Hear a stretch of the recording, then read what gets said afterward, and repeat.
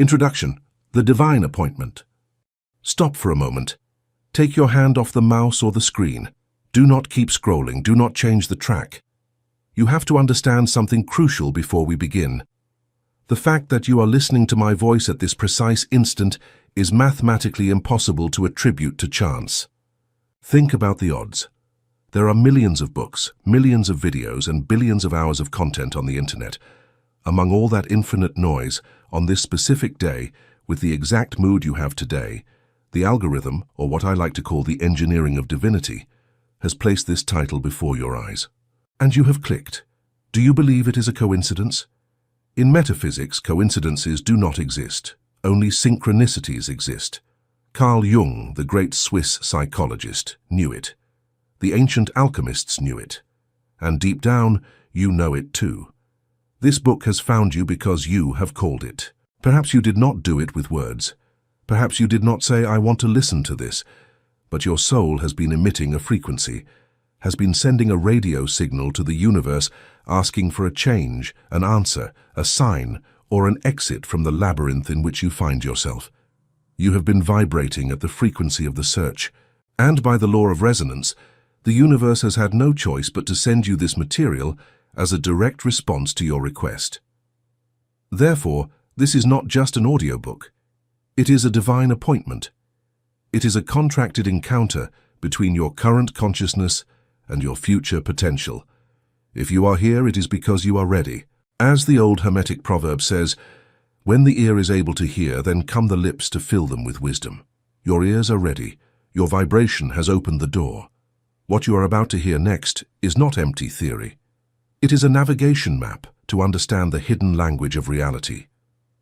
We're going to talk about why what happens to you happens, about why you meet who you meet, and about how to stop being a leaf blown by the wind to become the wind itself. But I warn you, once you understand that nothing is accidental, you can never fall asleep again. The responsibility of knowing that you have attracted this is enormous, but it is also the key to your freedom. If this book found you, it is for a reason, and the reason is that your time to awaken has arrived. Chapter 1: The Law of Resonance, Why You Are Here. If you want to find the secrets of the universe, think in terms of energy, frequency, and vibration. Nikola Tesla. You do not attract what you want. You attract what you are. Hermetic proverb. Let's start with the obvious. What your rational mind is trying to tell you right now. This is a coincidence. It showed up in my recommendations. A friend sent it to me. I simply clicked. Let me stop you there. In Newton's mechanical universe, where billiard balls collide by inertia, coincidences exist. In the quantum universe in which you actually live, coincidence is a mathematical impossibility. Everything, absolutely everything that enters your field of perception, has been invited by you. This audiobook is not an external object that has collided with you. This audiobook is a response. It is the echo of a shout you gave. It is the materialization of a frequency that you have been emitting during the last months or years. To understand why you are listening to this, and why your life is exactly as it is today, with its debts, its loves, its pains, and its glories, you must understand the mother law of metaphysics, the law of resonance. The physics of the invisible. Forget about spirituality for a moment. Let's talk about physics. You are not a solid body. If we put your hand under a powerful enough microscope, we will see cells. If we look inside the cells, we will see molecules. Inside, atoms. And if we look inside the atom, we will see that it is 99.999% empty space. And what is in that space? Energy. Electrons vibrating at a breakneck speed. You are literally a package of vibrating energy. You are a standing wave. You are condensed sound. You are slowed down light. In the world of wave physics, there exists a phenomenon called sympathetic resonance. If you have two pianos in a room and you strike the C key on the first piano, the C string of the second piano will vibrate. Why? Because they share the same frequency. The C of the first piano sent an invisible wave through the air. That wave passed through all the other strings of the second piano, D, E, F, but these ignored them. It was not their language. But when the wave reached the C string, it said, "That is my song," and it started to move. You are that piano. You live immersed in an ocean of waves, people, opportunities, books, accidents, money, illnesses. Most of those waves pass through you without touching you, but those that are tuned to your same frequency make you vibrate. They find you, they stick to you, they enter your reality. Enter. That is why this book found you. You have been emitting a specific note lately. Perhaps it is the note of the search for truth. Perhaps it is the note of the weariness of suffering. Perhaps it is the note of spiritual ambition. Whatever the nuance, you have struck the key. And the universe, which is the second piano, has responded by making this content vibrate in your reality. It is not marketing. It is physics. TERS, the human radio station. Imagine that you are a radio. If you tune into the frequency 98.5 FM, you will hear classic rock. You cannot hear classical music on 98.5 FM. It is impossible. Classical music is playing on 104.1 FM. Both musics exist simultaneously in the air. They are there right now, crossing your room, but your experience of reality depends exclusively on where your dial is. If your internal dial is tuned to the frequency of the victim, fear, complaint, scarcity, you will only pick up that frequency. You will turn on the television and see terrible news. You will go out to the street and encounter rude people. Unexpected bills will arrive. You will say, "How unlucky I am. The world is horrible." No, the world is infinite. The world has horror and has beauty. The world has poverty and has obscene wealth. Everything happens at the same time. But you, with your dial on Victim FM, can only decode the disaster signal. The million-dollar opportunity passed by your side, brushed your shoulder, but you did not see it. You were invisible to it, and it to you, because you vibrated at dissonant frequencies. On the contrary, if you move your dial to opportunity, the world changes. It is not that the world changes, it is that you change channels. You start to see lucky coincidences. People smile at you. The perfect book appears. This one. Money flows. The skeptic will say, "Sure, it's just that now you are optimistic." The metaphysician says, "No, it is that you have changed your resonance. Now you are compatible with a reality that was previously inaccessible to you." If this book is in your hands, it means a wonderful thing. Your dial has moved. You are no longer on the frequency of the sleeping zombie. If you were on that low frequency, this title would have seemed boring, ridiculous, or invisible to you. You would have passed by scrolling in search of a cat video or gossip, but you stopped. Something in the title resonated with your internal string. That means you are ready. It means your vibration has risen enough to intersect with this information. 30. The algorithm of God. We live in the era of algorithms, YouTube, TikTok, Instagram. We all know how they work. If you spend the day watching cooking videos, the algorithm learns this user likes cooking, and it bombards you with recipes, chefs, and utensils. If suddenly you start watching conspiracy videos, the algorithm changes and shows you UFOs and government secrets. The algorithm does not judge. It does not say cooking is good or conspiracies are bad. The algorithm is a blind mirror. It only gives you more of what you are. The universe works exactly the same. It is the great algorithm. God, or the source, or the quantum field, does not judge. It does not say, "Poor Juan, let's give him money although he feels miserable." No, the divine algorithm says, "Juan is vibrating in fear of not being able to pay the rent. Perfect. Let's send him more situations that make him feel fear of not being able to pay the rent, to confirm his vibration." It is brutal, but it is fair. It is absolute freedom. You have the free will to choose your frequency, and the universe has the mechanical obligation to confirm it with facts. That is why the phrase in the title is literal, "If this book found you." The algorithm of the universe has detected a change in your internal searches. It has noticed that the old answers no longer satisfy you. It has noticed that you are asking deeper questions. And as a response to your new spiritual browsing history, it has recommended this book to you. You are the user. The universe is the server. This book is the content delivered. Verstamun unconscious attraction, the shadow. This is where people get angry with the law of resonance. You will tell me, "Wait a moment. I did not attract my car accident. I did not attract my abusive partner. I wanted love and security." Are you blaming me? I am not blaming you. I am empowering you. But to empower you, you must first understand the dark part of the law. You do not attract what you think conscientiously, the 5%. You attract what you vibrate subconsciously, the 95%. You can spend the day repeating positive affirmations. I am rich, I am loved. But if in the depths of your gut, in your solar plexus, you feel a knot of fear, of unworthiness or of guilt, that is your real emission. The universe does not listen to your words, it feels your vibration. If you have an abandonment trauma from childhood, you are emitting the signal, I am abandonable. And by resonance, you will attract partners who abandon you. Not because the universe is cruel, but because it needs to put a mirror of your vibration in front of you, so that you see it and heal it. That toxic partner was not a mistake. It was a mathematical precision. It fit perfectly with your wound. Understanding this hurts. It means admitting that we are accomplices in our misfortunes. But it is also the best news in the world, because if you were the unconscious creator of your disaster, it means you can be the conscious creator of your paradise. If the power to destroy your life was in you, the power to fix it is also in you. No one is doing anything to you. You are doing everything to yourself. V. The reticular activating system, RAS.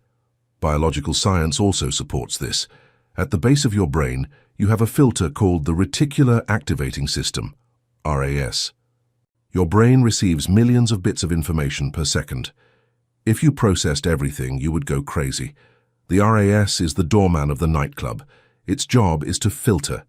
It leaves out 99% of reality and only lets through what it considers important.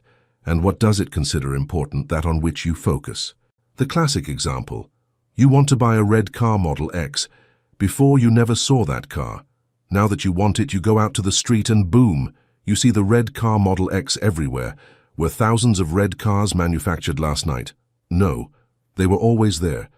But before, you were blind to them because your RAS filtered them. Now that you have tuned into that frequency, your brain shows them to you. Apply this to opportunities. The opportunities to get rich, to be happy, to find love are around you right now. They are crossing your field of vision, but if your RAS is programmed to life is hard, you literally do not see them. You have a cognitive blind spot. This audiobook has managed to pass the filter of your RAS. That means your brain has opened the door to new information. You have lowered the guard of skepticism enough to let the magic in. Fast dissonance and cleaning. There is a side effect of changing your resonance that you must know. When you start to raise your vibration, reading these books, meditating, searching for the truth, your old life begins to crumble. It is inevitable. Imagine that you were a puzzle piece with a triangular shape, and you fit into a triangular hole. Now, by changing your vibration, you are becoming a circular piece. You no longer fit. You start to feel uncomfortable with your old friends. Their conversations bore you or irritate you. Your job starts to seem like a prison to you. You and your partner start to clash. This is called vibrational dissonance. What previously resonated with you now generates friction. Many people get scared here. I lost my friends. Celebrate that. You are not losing anything. You are letting go of dead weight. For the new to enter, the old must leave. If this book found you, it is very likely that you are in a moment of crisis, transition, or emptiness. It is likely that you feel that you no longer belong to your old life. Perfect. That discomfort is the proof that you are growing. The clothes are tight because you have grown. Do not try to shrink to fit in the old clothes. Strip naked and look for new clothes. So you are the cause, not the effect. Most people live as effect. The world happens things to me. The weather makes me sad. My boss makes me angry. The economy makes me poor. They are leaves in the wind. This book has reached you to initiate you on the path of being the cause. I happen things to the world. I decide my vibration, and the world reorganizes to accommodate it. This transition does not happen overnight, but the first step is the radical recognition that you are here. You pressed the button, you made the call. There is no one out there imposing this destiny on you. It is your soul using technology and circumstances to wake you up. Fate, the resonance test. Let's do a quick test. Listen to these statements and feel your body, not your mind, your body. Do you feel expansion, interest, excitement, curiosity? Or do you feel contraction, boredom, cynical rejection? I feel that there is something more to life than simply working, paying, and dying. I have had coincidences lately that seem too strange to be chance. I feel that I have a dormant potential that I am not using. I am tired of being a victim, and I want to take control. Deep down, I know that I am the creator of my reality. If you have felt an internal yes, a small spark, then the resonance is confirmed. The contract is signed, the book and you are compatible. 9. How to use this book. This is not a book to understand intellectually. It is a book to tune in. Each chapter is a different radio station. We will talk about the mirror, the time, the fear, the detachment. Do not listen only with your head. Listen with your solar plexus. Let the information permeate you. Sometimes you will not understand something rationally, but you will feel an internal click. That click is your cellular structure reorganizing to resonate with a higher truth. Treat this audiobook like an oracle. Sometimes you can open a chapter at random, and you will find exactly the answer to the problem you had that day. Why? Because of the law of resonance. Your problem, question, vibrates at a frequency, and the solution, answer, vibrates at the complementary frequency. They attract each other magnetically. Chapter 2. The Quantum Reflection. Reality is a mirror. Life is a mirror and sees no more than your reflection. You are the projector in the movie. The world is only the screen. Imagine this scene. You get up in the morning, go to the bathroom, look in the mirror, and see that your face is stained with coal. You are horrified. You don't like what you see. Then, in a fit of madness, you grab a towel and start rubbing the mirror furiously. You scrub the glass, scream at the glass, cry in front of the glass, begging it to make the stain disappear. Hours pass. You are exhausted. Your knuckles are bleeding from hitting the glass. You look again, the stain is still there. Obviously, because the stain is not on the mirror, it is on your face. No matter how much you manipulate, threaten, or clean the reflection, the image will not change until you wash your face. This metaphor seems absurd and ridiculous to you, right? No one would do that in a bathroom. However, this is exactly what 99% of humanity does with their life every day.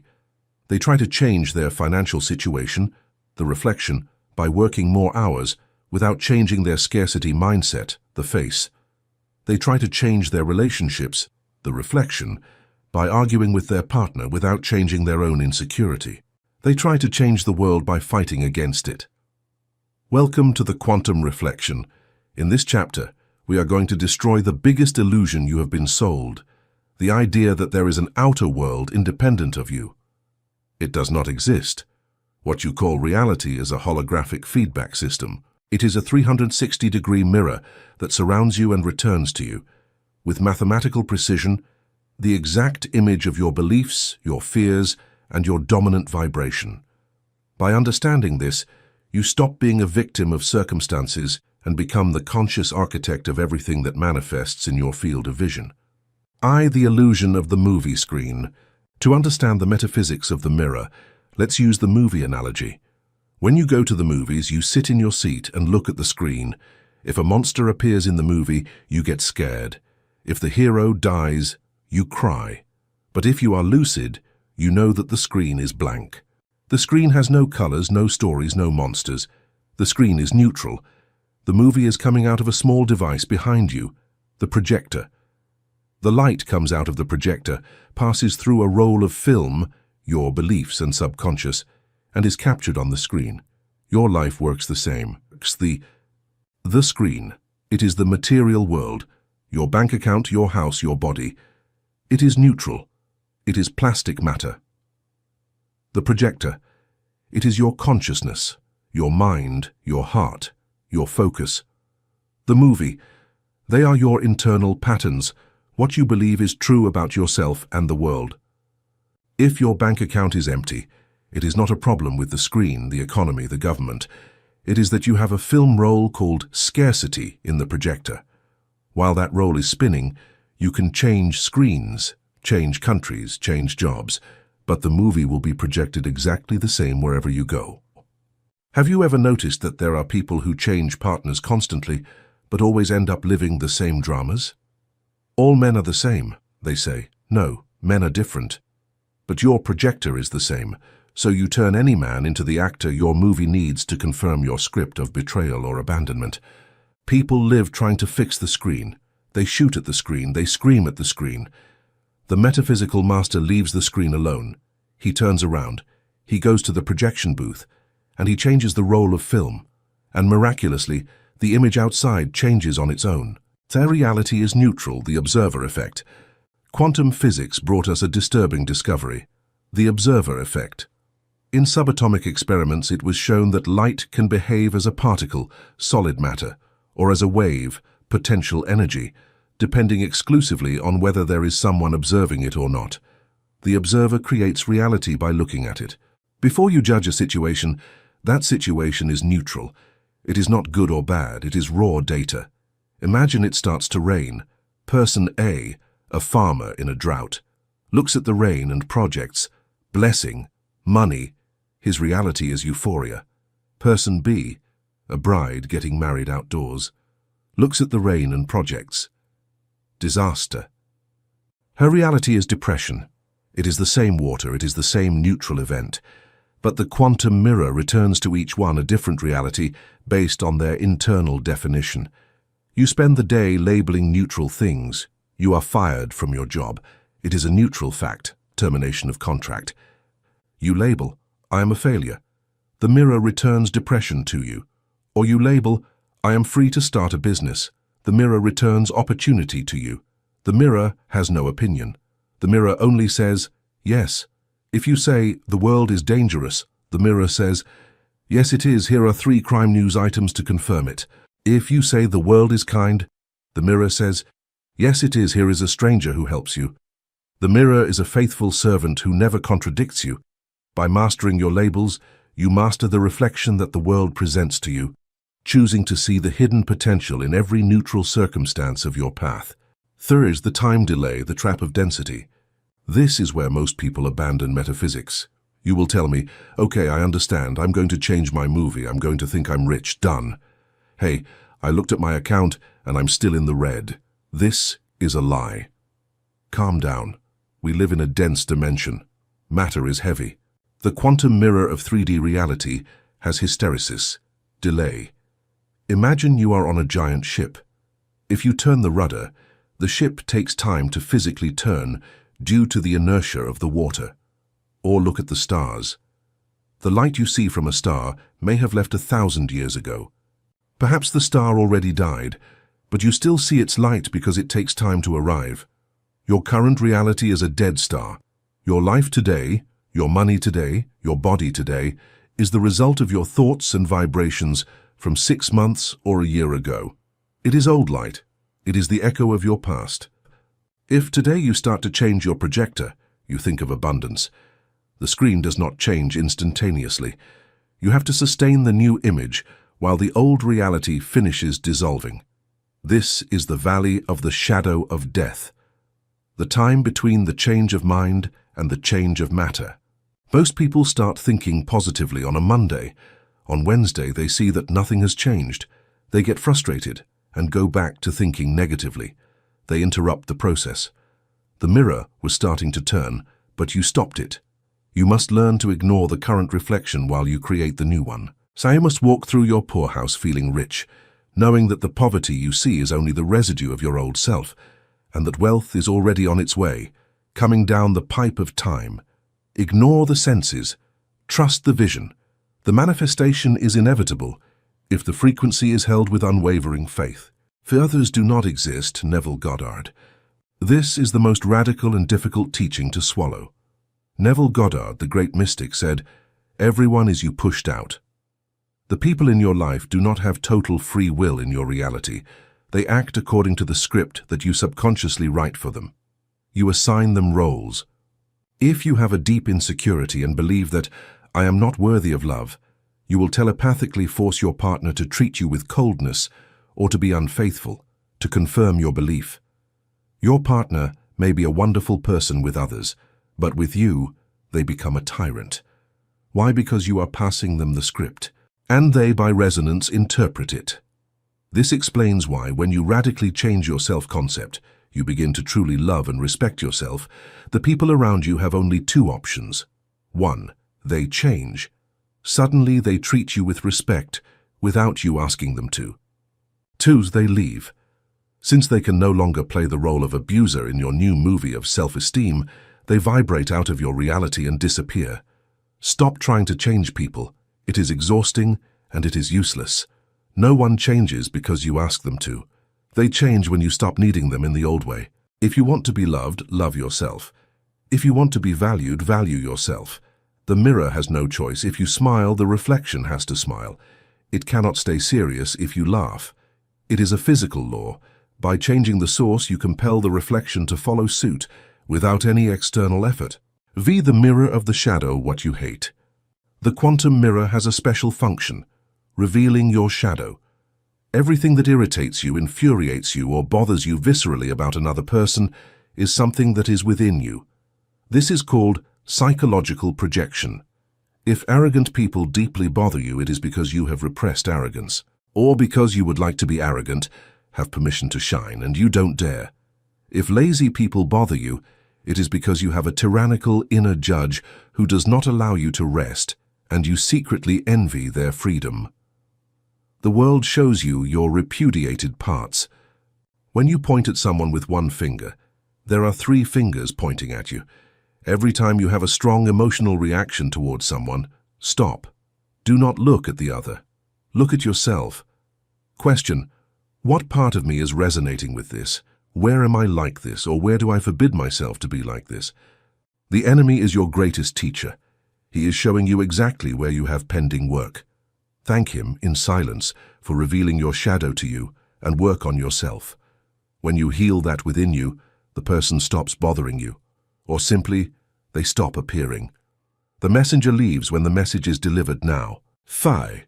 Combing the mirror, the madness of materialism. Let's go back to the image from the beginning. Trying to change the world by manipulating matter is combing the mirror. It is the hard way. It is the way of suffering. It is trying to get rich by working 16 hours a day with a poor mindset. You will end up sick and poor. It is trying to be loved by begging for attention. You will end up alone and humiliated. The way of the metaphysician is inspired action. First, you change the frequency, the being. You feel rich. You give thanks for what you have. You feel the abundance. From that vibration, an idea comes to you, an inspiration. Why don't I call such and so person? Why don't I launch this product? You act on that idea, and that action, born of alignment, produces massive results with little effort. That is flowing. The other is forcing. When you force, you are fighting the mirror. The mirror is hard. You will break your hand. Sales, how to hack the reflection, instructions for use. So how do we apply this on any given Tuesday? 1. The mental diet.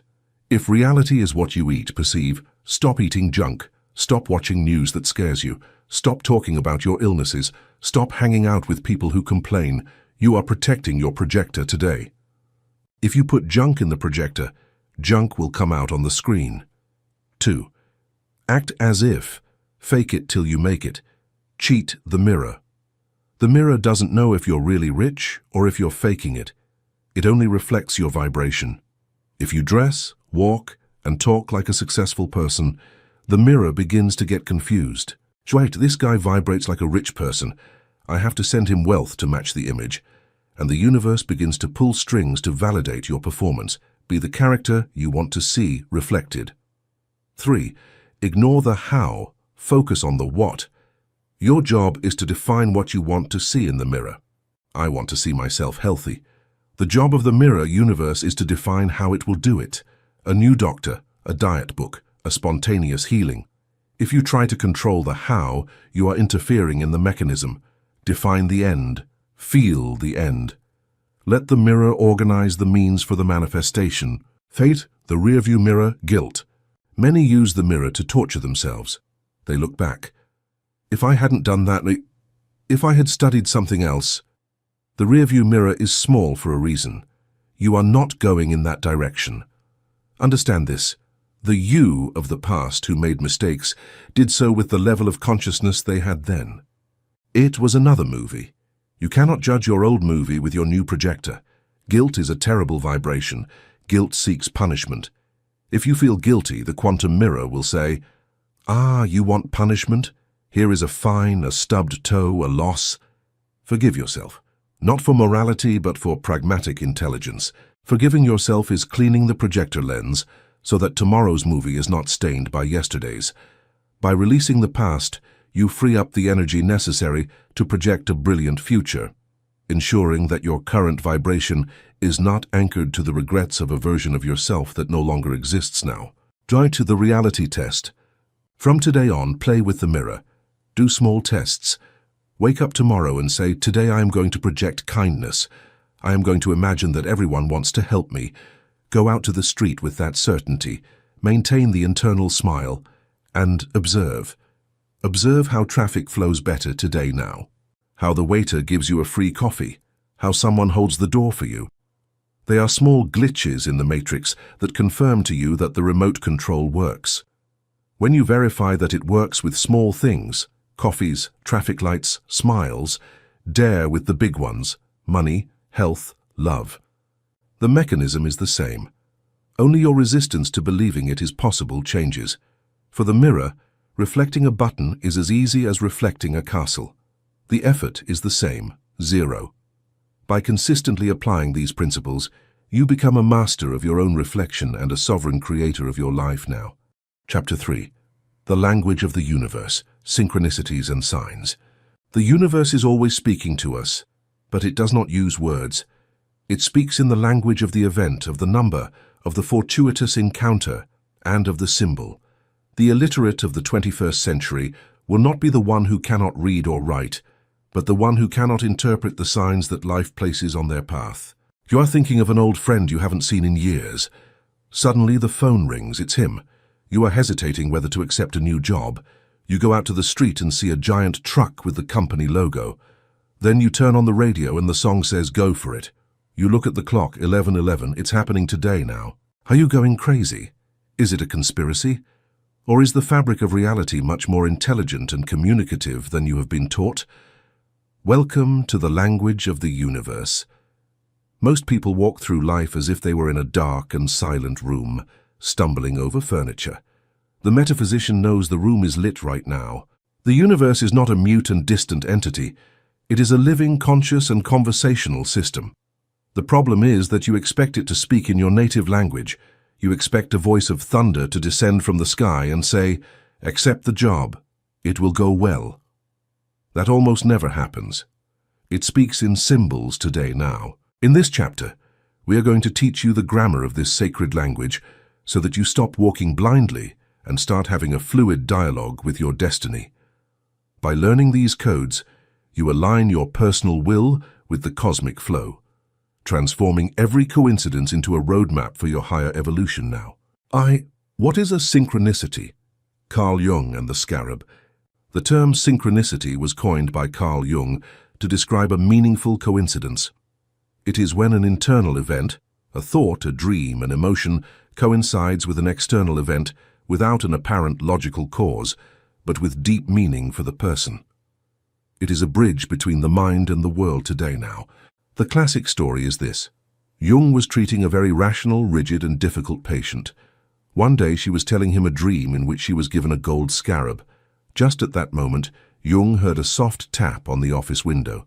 He got up, opened the window and caught an insect that had just hit the glass right now. It was a Cetonia aurata beetle, the closest thing to a gold scarab found in those latitudes. Jung threw the beetle to the woman and said, "Here is your scarab." That event broke her rational rigidity.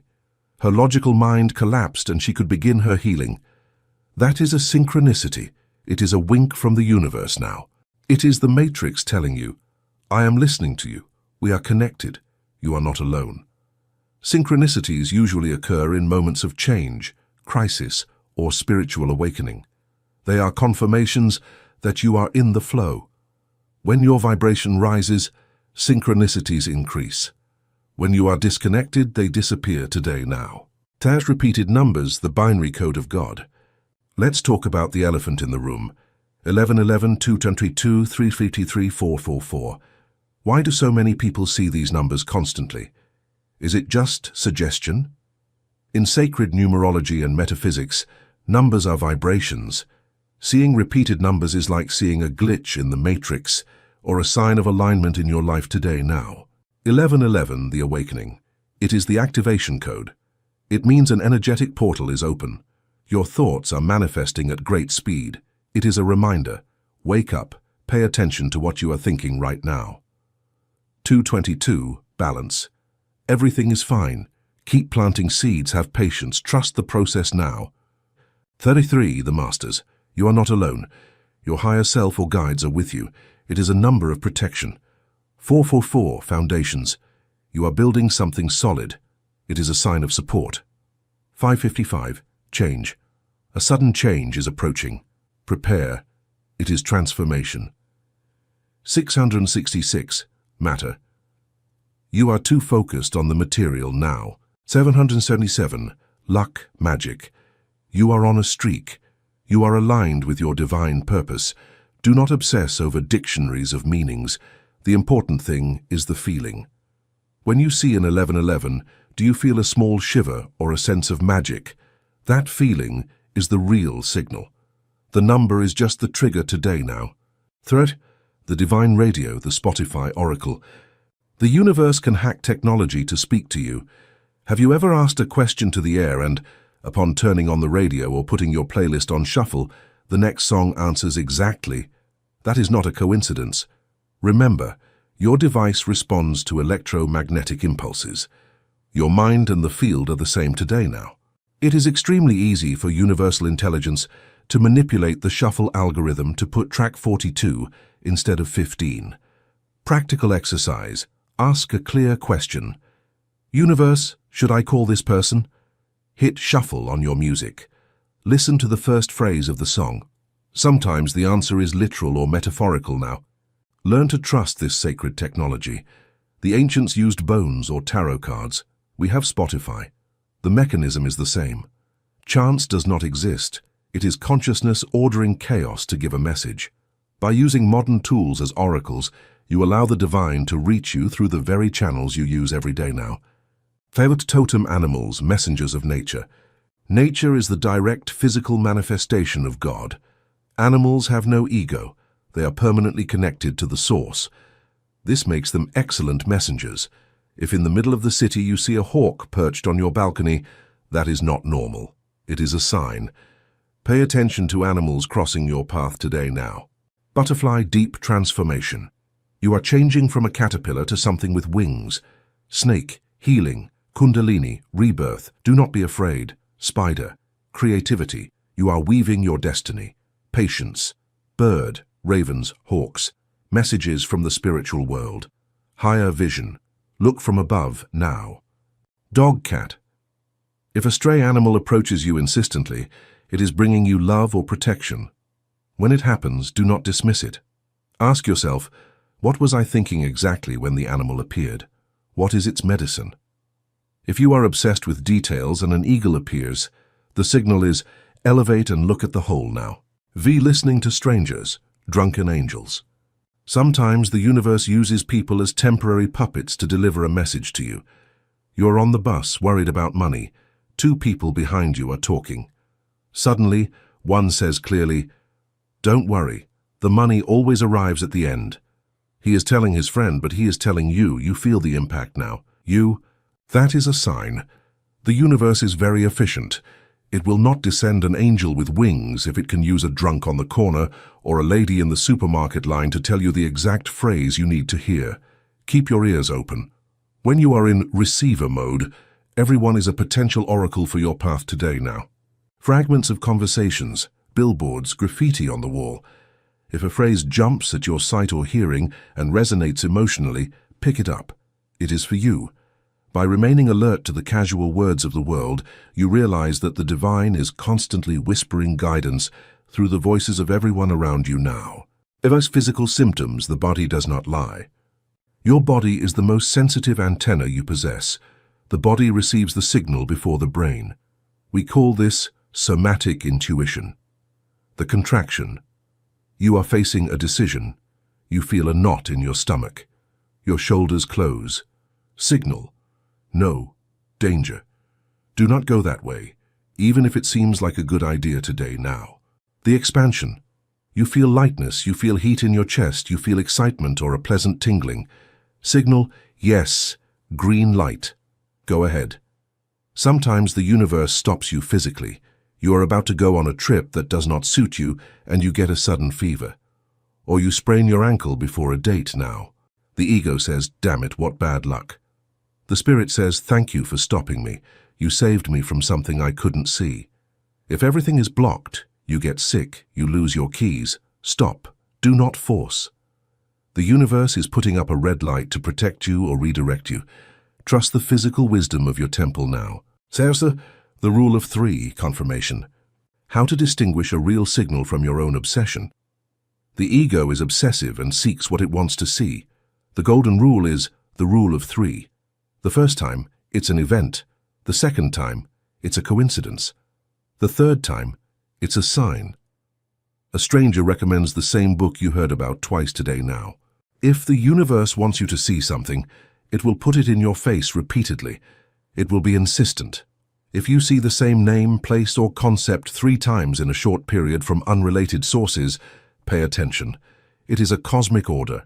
Ignoring it usually leads to regret. I knew I should have done that. Now. Yes, you knew. They told you 3 times.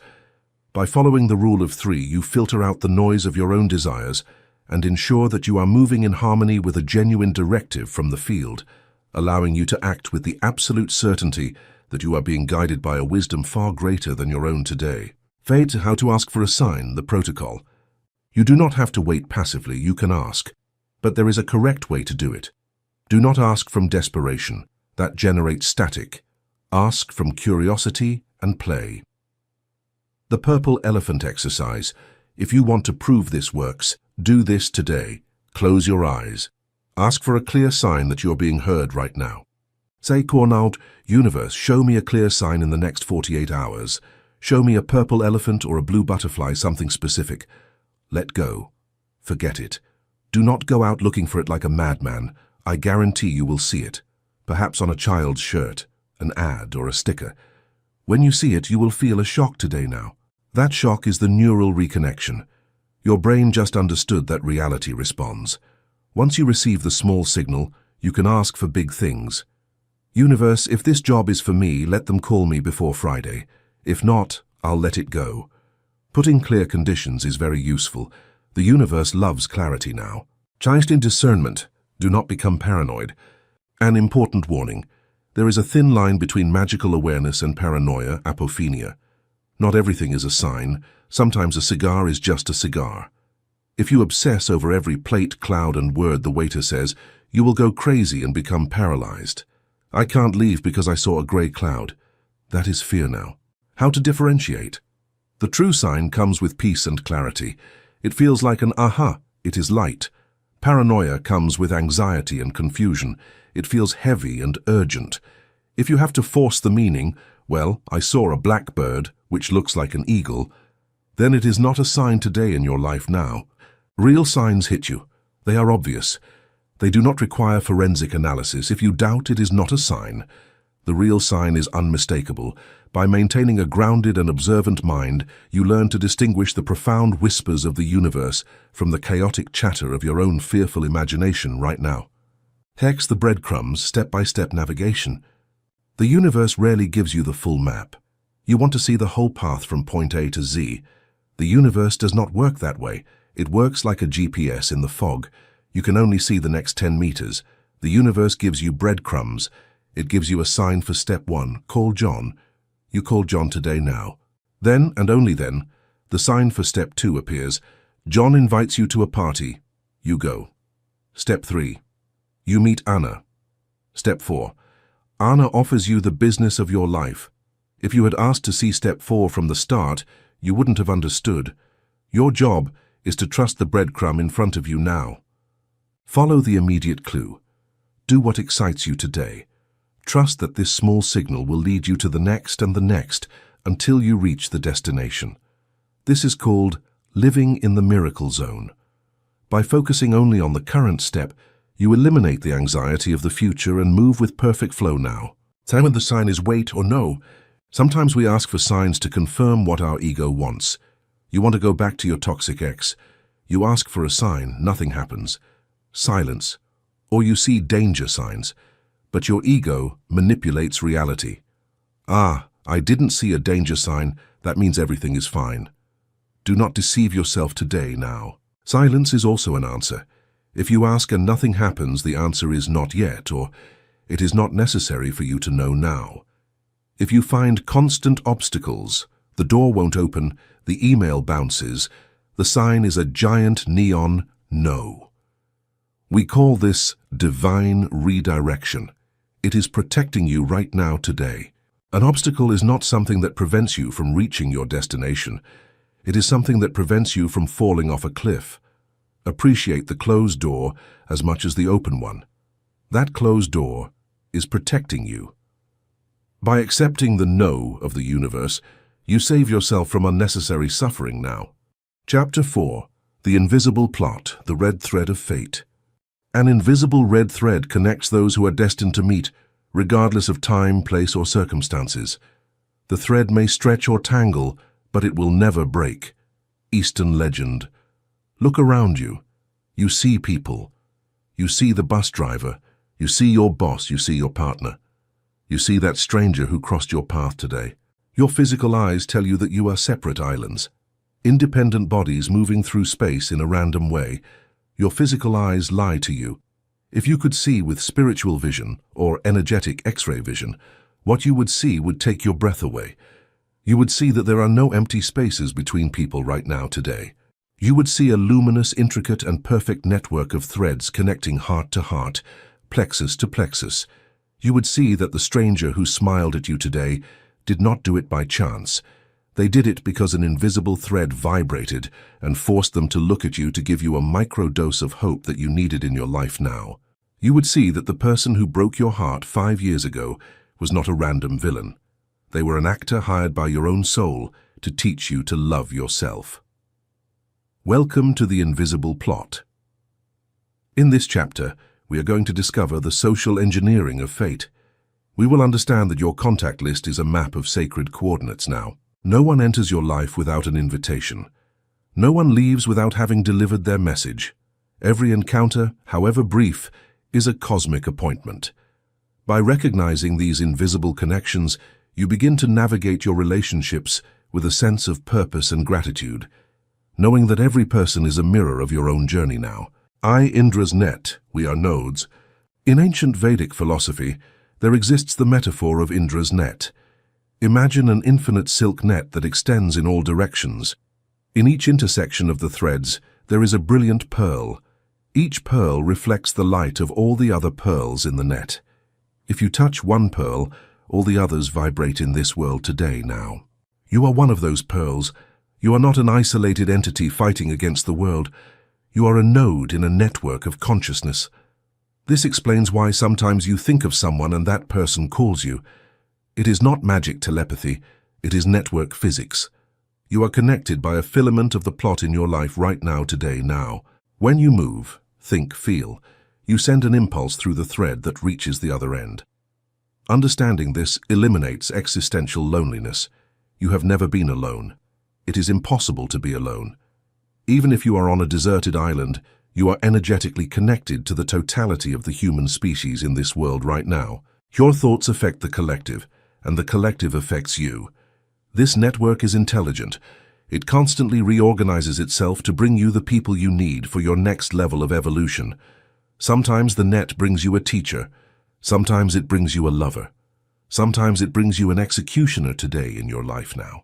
But the net is never wrong in the delivery. By trusting the interconnectedness of all beings, you release the fear of being lost or forgotten, recognizing that you are an essential part of a vast living tapestry that supports and guides your every step toward your ultimate realization and the fulfillment of your divine purpose now. Sutu, the soul contract before birth. Here we enter deep ground. Metaphysics suggests that before incarnating in this physical body, your soul made contracts. Imagine it as a planning meeting before a play. You said, "In this life, I want to learn about forgiveness. Another soul, a spiritual friend, raised their hand and said, "I will help you in your life today now. I will go down to earth and betray you. I will do something terrible to you so that you have the opportunity to learn what real forgiveness is." You said, "Thank you. It will be difficult, but we will do it." And then you both were born, forgot the agreement, the veil of oblivion, and met in physical life today in your world now. That person betrays you. You suffer, you hate them, but at a soul level they are fulfilling their promise. They are playing the role of villain so that you can play the role of hero who forgives. This radically changes your vision of resentment. That absent father, that scamming partner, that toxic ex-partner today in your life now. What if they are not your enemies? What if they are your spiritual trainers? A weight trainer puts resistance on you, makes you sweat, makes your muscles ache. If you didn't know it was training, you would think the trainer hates you. They are putting weight on me to crush me. No, they put weight on you to strengthen you now. Difficult relationships are the gym of the soul. If you look back, you will see that your greatest leaps in growth came after your greatest relational pains. That person pushed you off the cliff so that you were forced to grow wings. Honor their role. And then, if necessary, let them go. You are free from the drama right now, today now. Through it to the red thread, the legend. In Asia, there is the legend of the red thread of fate, Unmei no Akai Ito.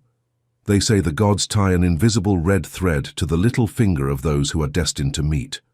This thread is not limited to romantic partners, soulmates, although that is its most common use. It applies to anyone crucial to your story today now. The thread has magical properties. It is elastic. It can stretch to infinity. You can be on another continent, but it does not break. It is timeless. It can take 20 years to find that person, but the meeting will occur. It is inevitable. No matter how much you run or hide, the thread will pull you toward the meeting now. Have you ever met someone and felt an instant familiarity? That feeling of, it's you, finally you arrived. There is no discomfort, no need to pretend. It is like putting on old and comfortable sneakers. That is the red thread tightening. It is the recognition that that person was already in your system before you saw them today. These people are the pillars of your life. Sometimes they stay forever. Sometimes they stay for a month. The duration of the contract does not determine the importance of the encounter. Sometimes, someone enters your life just to say a phrase that changes your course and then disappears. That brief encounter was tied by the thread now. It was tied by the red thread as much as a 50-year marriage. By acknowledging the power of these predestined connections, you allow yourself to be guided by the pull of the thread, moving toward the people and experiences that are essential for your soul's journey and the manifestation of your highest potential in this lifetime now. The fractal encounters, the repetitive pattern. Sometimes the invisible plot seems like a scratched record. Why do I always attract alcoholic men? Why do I always have tyrant bosses? Why do my friends always envy me? If the universe sends you the same type of person over and over again, with different faces and names, it is not bad luck today in your life now. It is a fractal pattern. The universe is a very strict pedagogical school. If you do not learn the lesson, geometry, they make you repeat the course. They change the teacher for you, they change the classroom for you, but the syllabus is the same. If you didn't learn to set boundaries with your father, the universe will send you a boss now. The universe will send you a boss who abuses you. If you don't learn to set boundaries with the boss, it will send you a partner who abuses you. The intensity will rise until you say, enough. In the moment you learn the lesson, you set the boundary, you value yourself, you let go of dependence. The pattern breaks in your mind now. The invisible plot reorganizes itself. That type of person stops appearing in your reality because they no longer have a function. The contract has expired. If you are living a painful, repetitive pattern, do not blame the people. They are just actors. Ask yourself, what is it that I refuse to learn today in this world right now? What is it that forces the universe to send me this severe teacher over and over again? By taking responsibility for the recurring themes in your relationships, you dismantle the energetic magnet that attracts the same lessons, allowing the plot to move forward into new territory and more harmonious connections in your path now. 6 degrees of separation, the logistics of God. There is a sociological theory that says that any person on the planet is connected to any other person through no more than 5 intermediaries, 6 jumps. You are 6 people away from the President of the United States, from a rock star, or from your soulmate in Japan. The invisible plot uses these nodes to move resources now. Imagine you make a wish. I want to dedicate myself to painting. But you work in a bank and don't know anyone in art. The universe activates the network. 1. You meet a new client at the bank. 2. That client has a sister. 3. That sister goes to a yoga class. 4. In the yoga class is the owner of an art gallery today in your life now. The universe has to move the pieces so that you talk to the client, he invites you to a party, you meet the sister, and you end up reaching the gallery owner. Sometimes coincidences are complex logistical maneuvers. You miss the bus, you get angry. But by missing the bus, you have to wait 20 minutes today in your world now. In those 20 minutes, the person who has the key to your next level enters the bus stop. If you had caught the bus on time, you would never have met them. What you call bad luck, missing the bus, was a course correction of the invisible plot to align you with a crucial node. That's why when plans go wrong, relax today now. Say, the universe is recalculating the route. Something better or necessary awaits me. Trust the logistics of God. He has a more complete map than yours. By letting go of the need to control the how, you allow the divine architect to arrange the most perfect and surprising pathways to the fulfillment of your deepest desires now. Thaise, your soul tribe, the chosen family. Not everyone in the network has the same resonance with you. There is a select group of souls who vibrate at your exact same frequency. We call them your soul tribe or soul family. They are not usually your biological family, although they can be. They are those people who speak your language without words in this world now.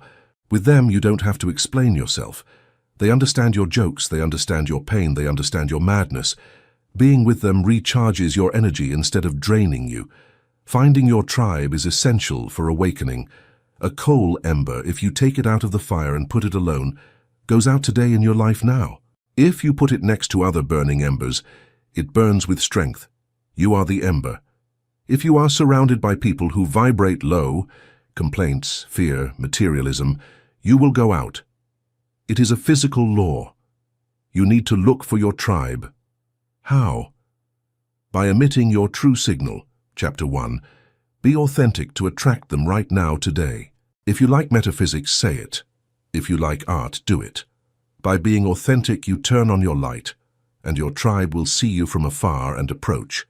Falsehood repels your tribe.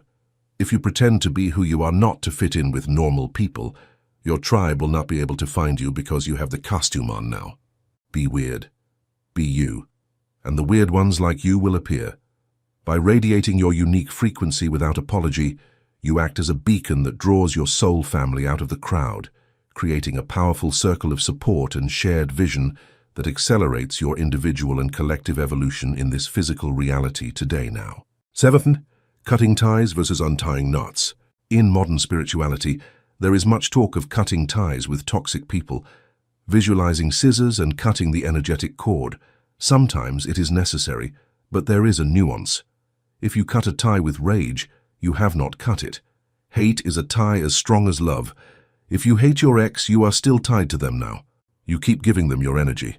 The invisible plot remains tense. True liberation is not cutting, it is untying. Untying means understanding, forgiving, and letting go.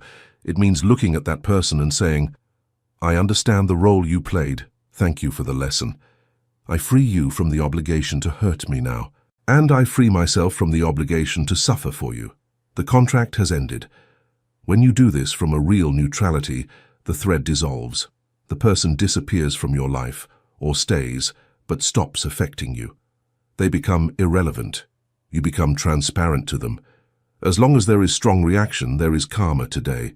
When there is compassionate indifference, detachment, the karma is resolved. By untying the energetic knots of the past, you reclaim the power and attention you once lost to conflict, allowing your soul to move into the future with a lightness and peace that can only come from complete and total forgiveness of all now. Fiercer, the mirror effect in relationships, the law of projection. We already saw the mirror in Chapter 2, but in relationships is where it hurts the most. The invisible plot works as a system of mirrors. If you are deeply insecure, the plot will connect you with someone jealous. Why? Because his jealousy reflects your insecurity. They are two sides of the same coin, fear today now. If you are a savior, you want to fix people, the plot will connect you with victims and broken people. You fit like key and lock, but that relationship will be painful. To break the dynamic, one of the two must change their shape. If you stop being a savior and focus on yourself, the victim will have two options now. Mature and stop being a victim. 2. Go find another savior who wants to play their game. Either way, you are free. No one can play a game with you if you refuse to move a piece, to change the people around you. Do not try to change them. Change your role in the play, change your frequency in this world right now. By shifting your own internal state, you fundamentally alter the energetic resonance of your interactions, forcing the invisible plot to either upgrade your existing relationships or dissolve them in favor of new connections that reflect your transformed self and your higher level of consciousness in the world today now. Thus, activating magnetism. How to attract love partners. Many ask, if the red thread exists, why am I still alone? Where is my partner? The thread exists, but you can have it tangled or untensioned. You are blocking the meeting. How? By looking from lack. If you scream, I need someone, you emit a vibration of I don't have. The plot responds now. The plot responds by giving you more loneliness, occupying the space. If your life is full of people who don't fill you, there is no space for new people to enter. The universe abhors a vacuum, but if the glass is full of dirty water, it cannot pour wine. You have to empty first. Let go of lukewarm relationships now. Let go of lukewarm relations to leave space for hot relations. Being the wrong person. We want to attract a king or a queen, but we behave like beggars. The law of resonance is clear. Like attracts like. If you want a stable partner, become a stable person, or at least vibrate in it. You are the source today now. Do not look for the right person. Be the right person. And the thread will tighten automatically. By embodying the qualities you seek in another, you turn yourself into a powerful magnet that draws your destined counterpart toward you across time and space, ensuring an encounter that is as effortless as it is divine right now. Chapter 5. The Self-Fulfilling Prophecy. The Power of the Decree. In the beginning was the Word, and the Word was with God, and the Word was God. Nothing that has been made was made without him. John 1:1. Abracadabra. Ancient Aramaic phrase meaning, I create as I speak. Did you know that every time you open your mouth you are casting a spell in your life today now? You probably laugh. You think words are just air, sounds we use to describe what we see or to order a coffee. You are wrong. Words do not describe reality. Words generate reality. They are containers of energy. They are programming codes that you insert directly into the matrix of your life in this world right now. Most human beings are unconscious black magicians. They spend the day cursing themselves. I am a mess. I am broke. I always get sick in winter. Nobody loves me. And then, when reality faithfully obeys their orders and brings them disaster, ruin, illness, and loneliness, they say, see, I was right today now. You were not right. You had a prophecy, and you fulfilled it. Welcome to the power of the decree. In this chapter, we are going to audit your language. We are going to discover that your mouth is the rudder of your ship. If your ship is heading toward the rocks, it is because you, the captain, are shouting orders right now. It's time to learn the language of creation. It's time to stop talking about your problems and start talking to your problems. By changing your vocabulary, you change the direction of your life, steering your ship away from the storms and toward the calm waters of manifestation and success in this world today now. The physics of sound, cymatics. Before entering the mystical, let's look at science. There is a field of study called cymatics. If you place sand on a metal plate and vibrate the plate with sound, the sand magically organizes itself into perfect geometric patterns. If you change the sound, the frequency, The sound pattern changes instantly today now. Sound moves matter. Sound organizes form. Your body is 70% water. Water is highly programmable by vibration, as Dr. Masaru Emoto demonstrated. When you say a word, that vibration travels through your body, water, and through the air, field. If you say hate, the molecular structure of your body reacts with chaos right now. If you say love or gratitude, the structure harmonizes dopamine, oxytocin. But it goes beyond your body. Your words are waves that leave you and travel toward the invisible plot, Chapter 4. They are instructions. The universe is a quantum soup of possibilities. It is waiting for an order to collapse into a fact today. Your word is that order. God said, "Let there be light," and light was made. You are made in the image and likeness of the Creator. Your word has the same power, only on a different scale and with a time delay, due to the density of matter. But the mechanism is identical: declaration, manifestation in your life now. Here's the master code: I am. The two most powerful words in the universe in any language are I am or I exist. Why? Because I am is an invocation of identity. It is the name of God. I am that I am. When you say I am, you are putting the label of divinity on what comes next. You are merging your essence with a quality today now. The universe takes everything you say after I am as an absolute and literal order. If you say I am clumsy, the universe says, heard, granted. Let his keys drop. Let him trip. Let his file be deleted. He has decreed clumsiness. If you say, I am poor, the universe says, done. Let's block that business opportunity now. If you say, I am tired, you are decreeing fatigue. Your cells obey and lower the energy. Observe how people talk. I'm fed up. I'm a mess with women. I'm old. They are using the name of God in vain. They are using the creative power to destroy their own temple. From today on, you are forbidden to use I am negatively now, even if it is true at the moment. If you are sick, do not say I am sick. Say I am going through a healing process. Disconnect yourself from the identity. Use I am only for what you want to be. I am health. I am abundance. I am magnetic. Even if it feels ridiculous at first, you are reprogramming the matrix today. The subconscious is a literal genius. Your subconscious mind is the engine that creates your reality. It is millions of times more powerful than your conscious mind. But the subconscious has a curious characteristic.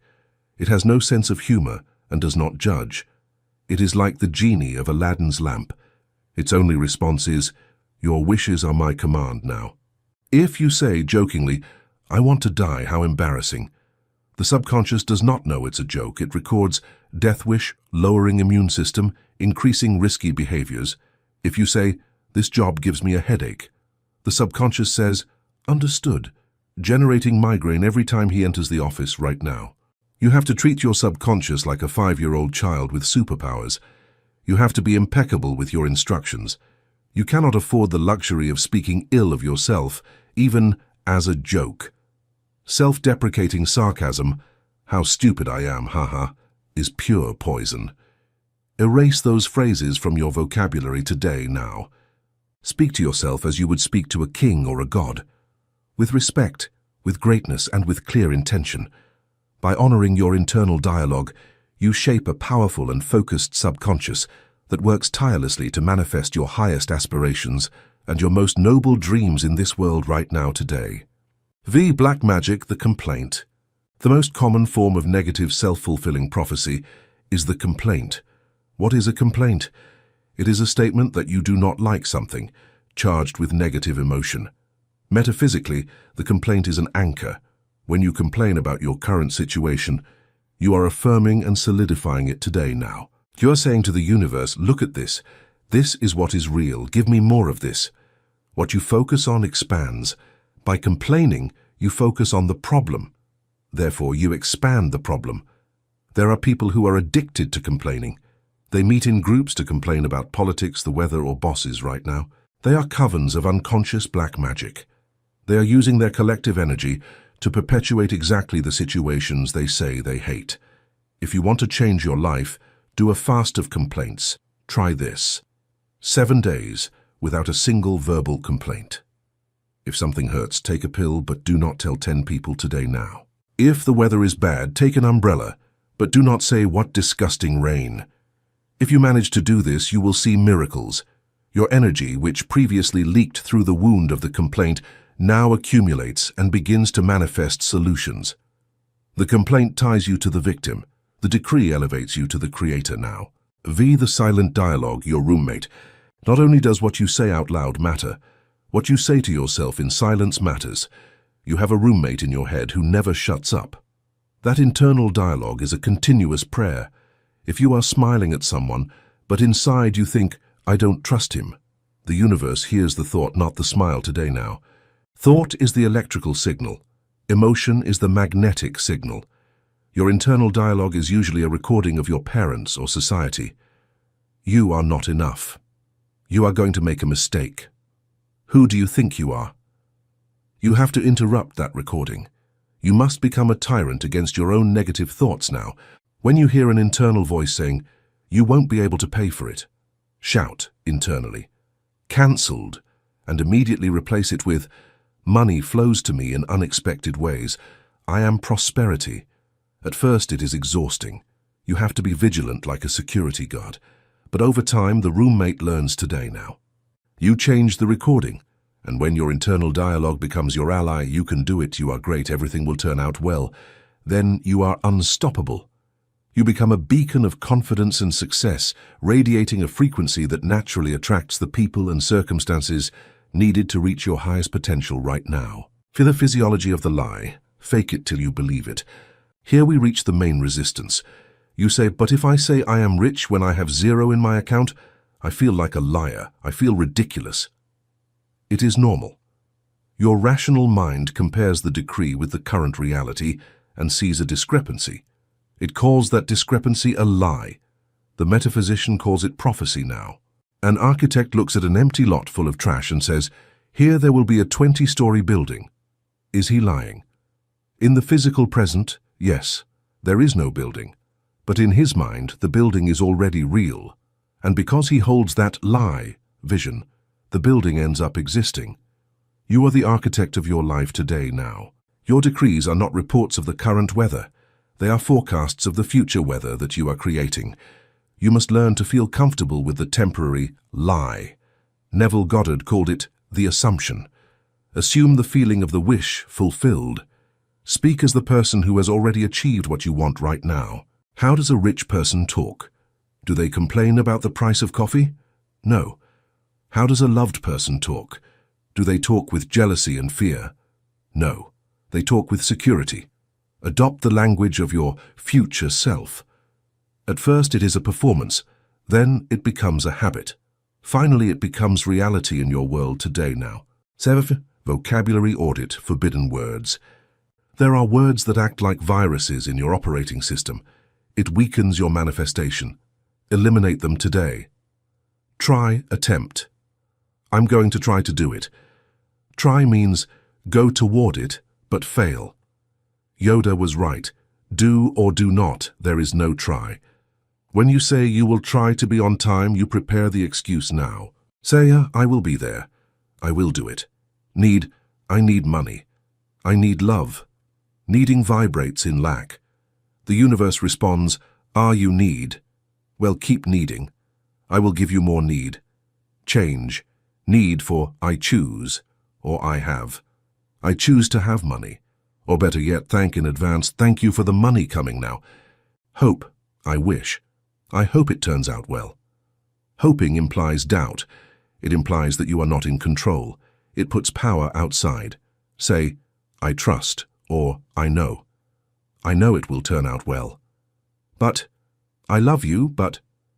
The "but" erases everything you said before. It is a negator. Replace it with "and." It opens possibilities today, little by little.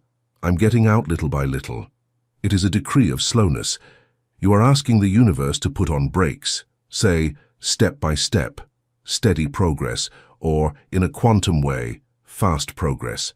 By refining your speech, you remove the hidden obstacles to your success and accelerate the arrival of your desires now. Wait, the time delay, the safety cushion. Imagine if every word you said manifested instantly. You say, I am starving. Boom, dead.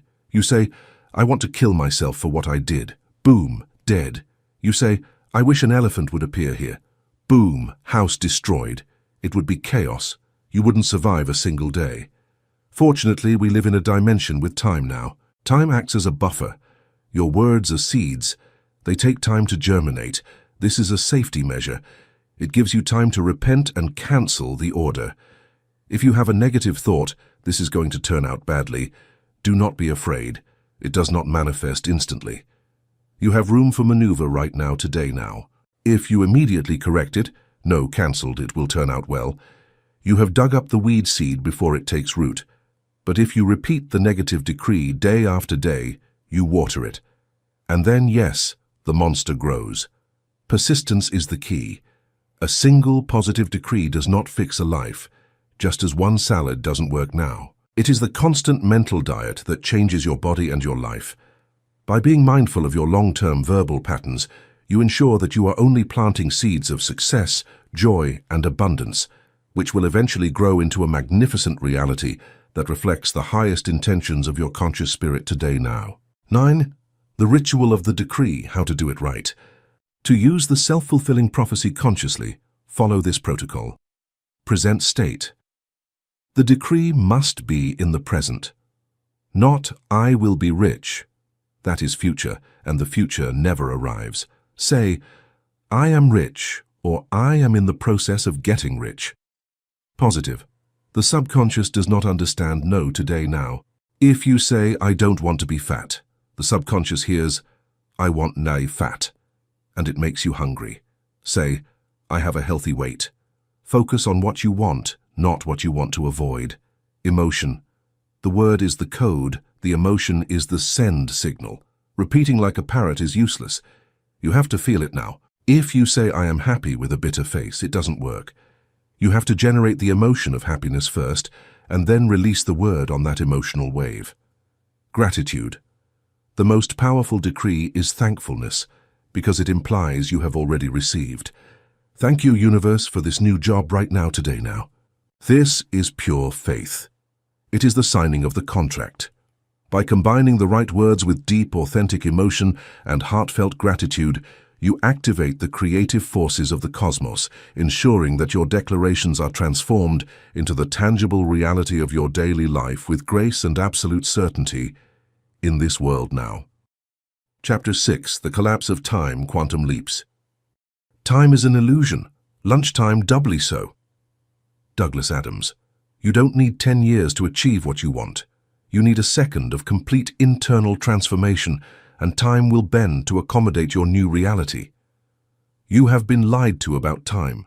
Since school, you have been taught that life is linear today now. First A, then B, then C.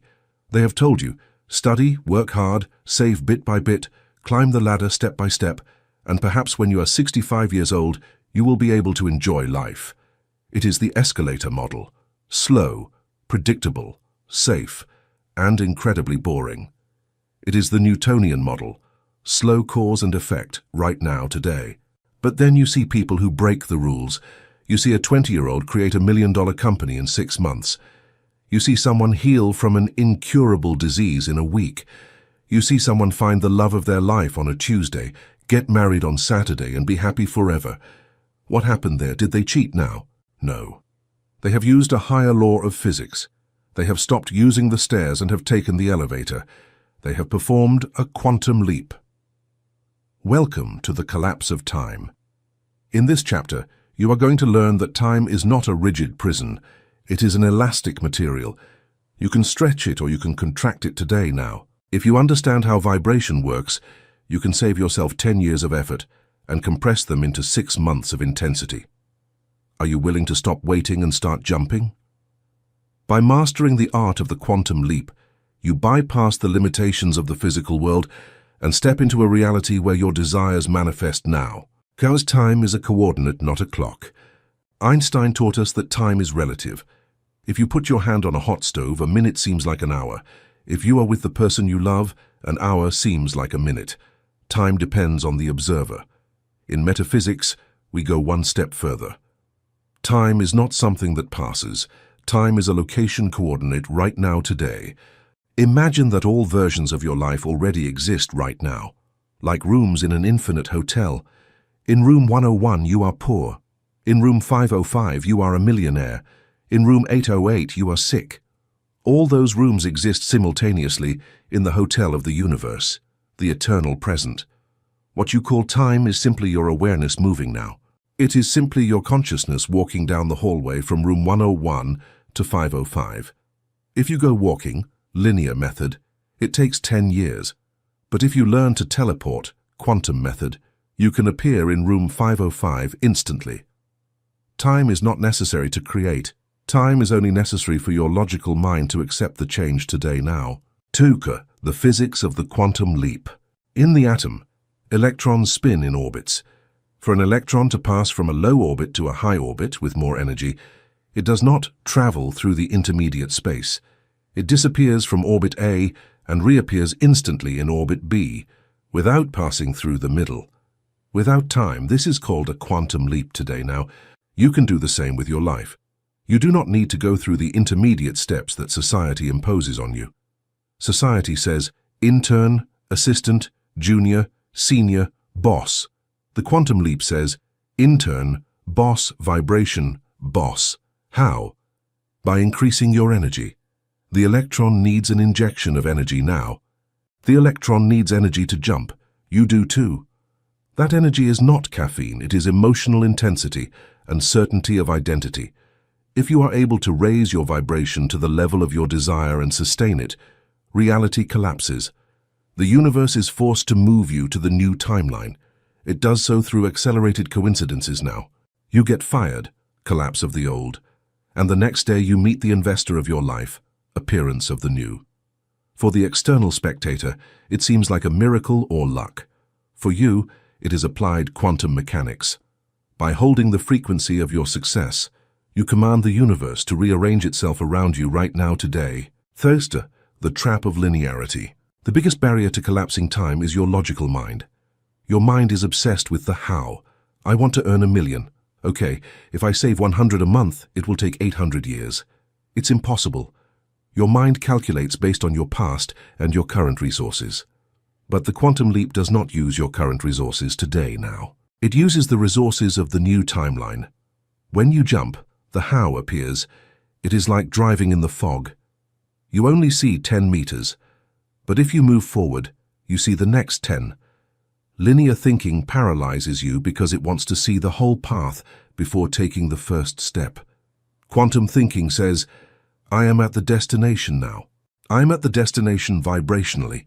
The path will unfold under my feet as I walk. Stop asking, how long will it take? That question is an affirmation of distance. If you ask, how much longer, you are affirming, I am not there. And the universe responds, correct, you are not. Keep waiting. End the wait now. To collapse time, you have to eliminate the waiting. You have to feel that it is already done. By living in the conviction that your goal is already achieved, you strip away the power of time and force the manifestation to materialize with a speed that defies all conventional logic and expectation in your life today now. Fair living in the end, Neville Goddard. The great mystic Neville Goddard taught the definitive technique for the collapse of time, living in the end. Do not think of your goal as something future. Think from your goal as something present. Example, you want to move to Paris.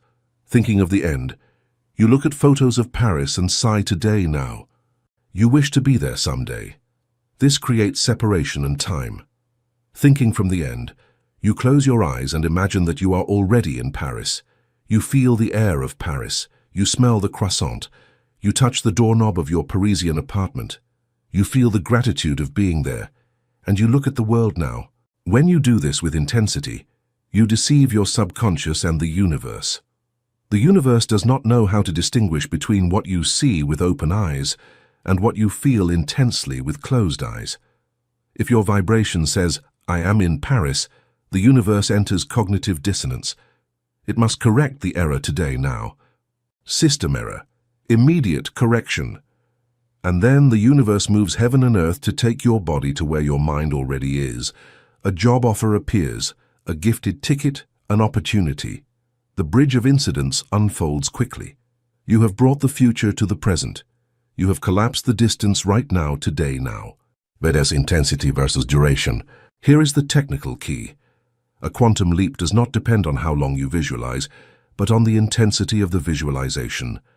5 minutes of total immersion where you feel real emotion, cry with joy, and get goosebumps feeling that your desire is real, are worth more than 10 years of lukewarm affirmations today now. It is like boiling water. You can put the water at 90 degrees for a century, and it will not boil. Put it at 100 degrees for 1 minute, and it will boil. You need to reach the emotional boiling point. You need to feel the reality of your desire with such force that when you open your eyes, you are surprised you are still there now. That strangeness, I feel that this is no longer my life, is the sign that the leap has begun. You have killed the old timeline. Now it is only a matter of physical inertia, lag time, for the new one to appear. By prioritizing depth over length, you activate the transformative power of your soul and accelerate your destiny now. Killing waiting mode. Most people live in the waiting room of life. I will be happy when I get married. I will feel safe when I have money. I will rest when I retire. They are postponing their life. They are pushing their happiness toward the horizon. And since the horizon always recedes, they never arrive in their life today now. Living in waiting mode is living in lack. I wait because I don't have. To collapse time, you must start feeling the emotion of the result now. How would you feel if you were already rich, secure, calm? Then feel secure and calm today with €5 in your pocket. This is the difficult part. This is mastery today now. It requires disciplining your emotions so they do not depend on the external. If you manage to feel rich before wealth, wealth runs toward you because it feels attracted to its equal. Time collapses when necessity disappears and is replaced by gratitude. Gratitude is the magnetic signal of I already received it now. Give thanks before having. That is faith, and that accelerates everything.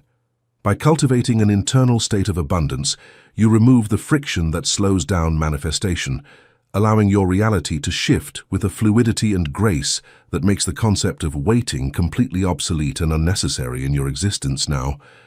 We were changing identity, the actor. You cannot have a new life with an old personality. To take a quantum leap, you have to change identity. The you who earns €1,000 a month has certain habits, certain fears, and a way of speaking. The you who earns €100,000 a month is a different person. They think differently, they walk differently now. They do not tolerate certain things. You cannot drag the old you into the new reality. It doesn't fit through the door. If you want to jump, you have to die and be reborn. Ask yourself, how would my quantum version, the one that already achieved the dream, act today? Would they get up late? Would they eat junk food now? Would they call that toxic ex? No. Then you stop doing it. Start acting as your future self today. Dress like them, speak like them, make decisions like them. By doing so, you are tuning the radio to the frequency of that future reality.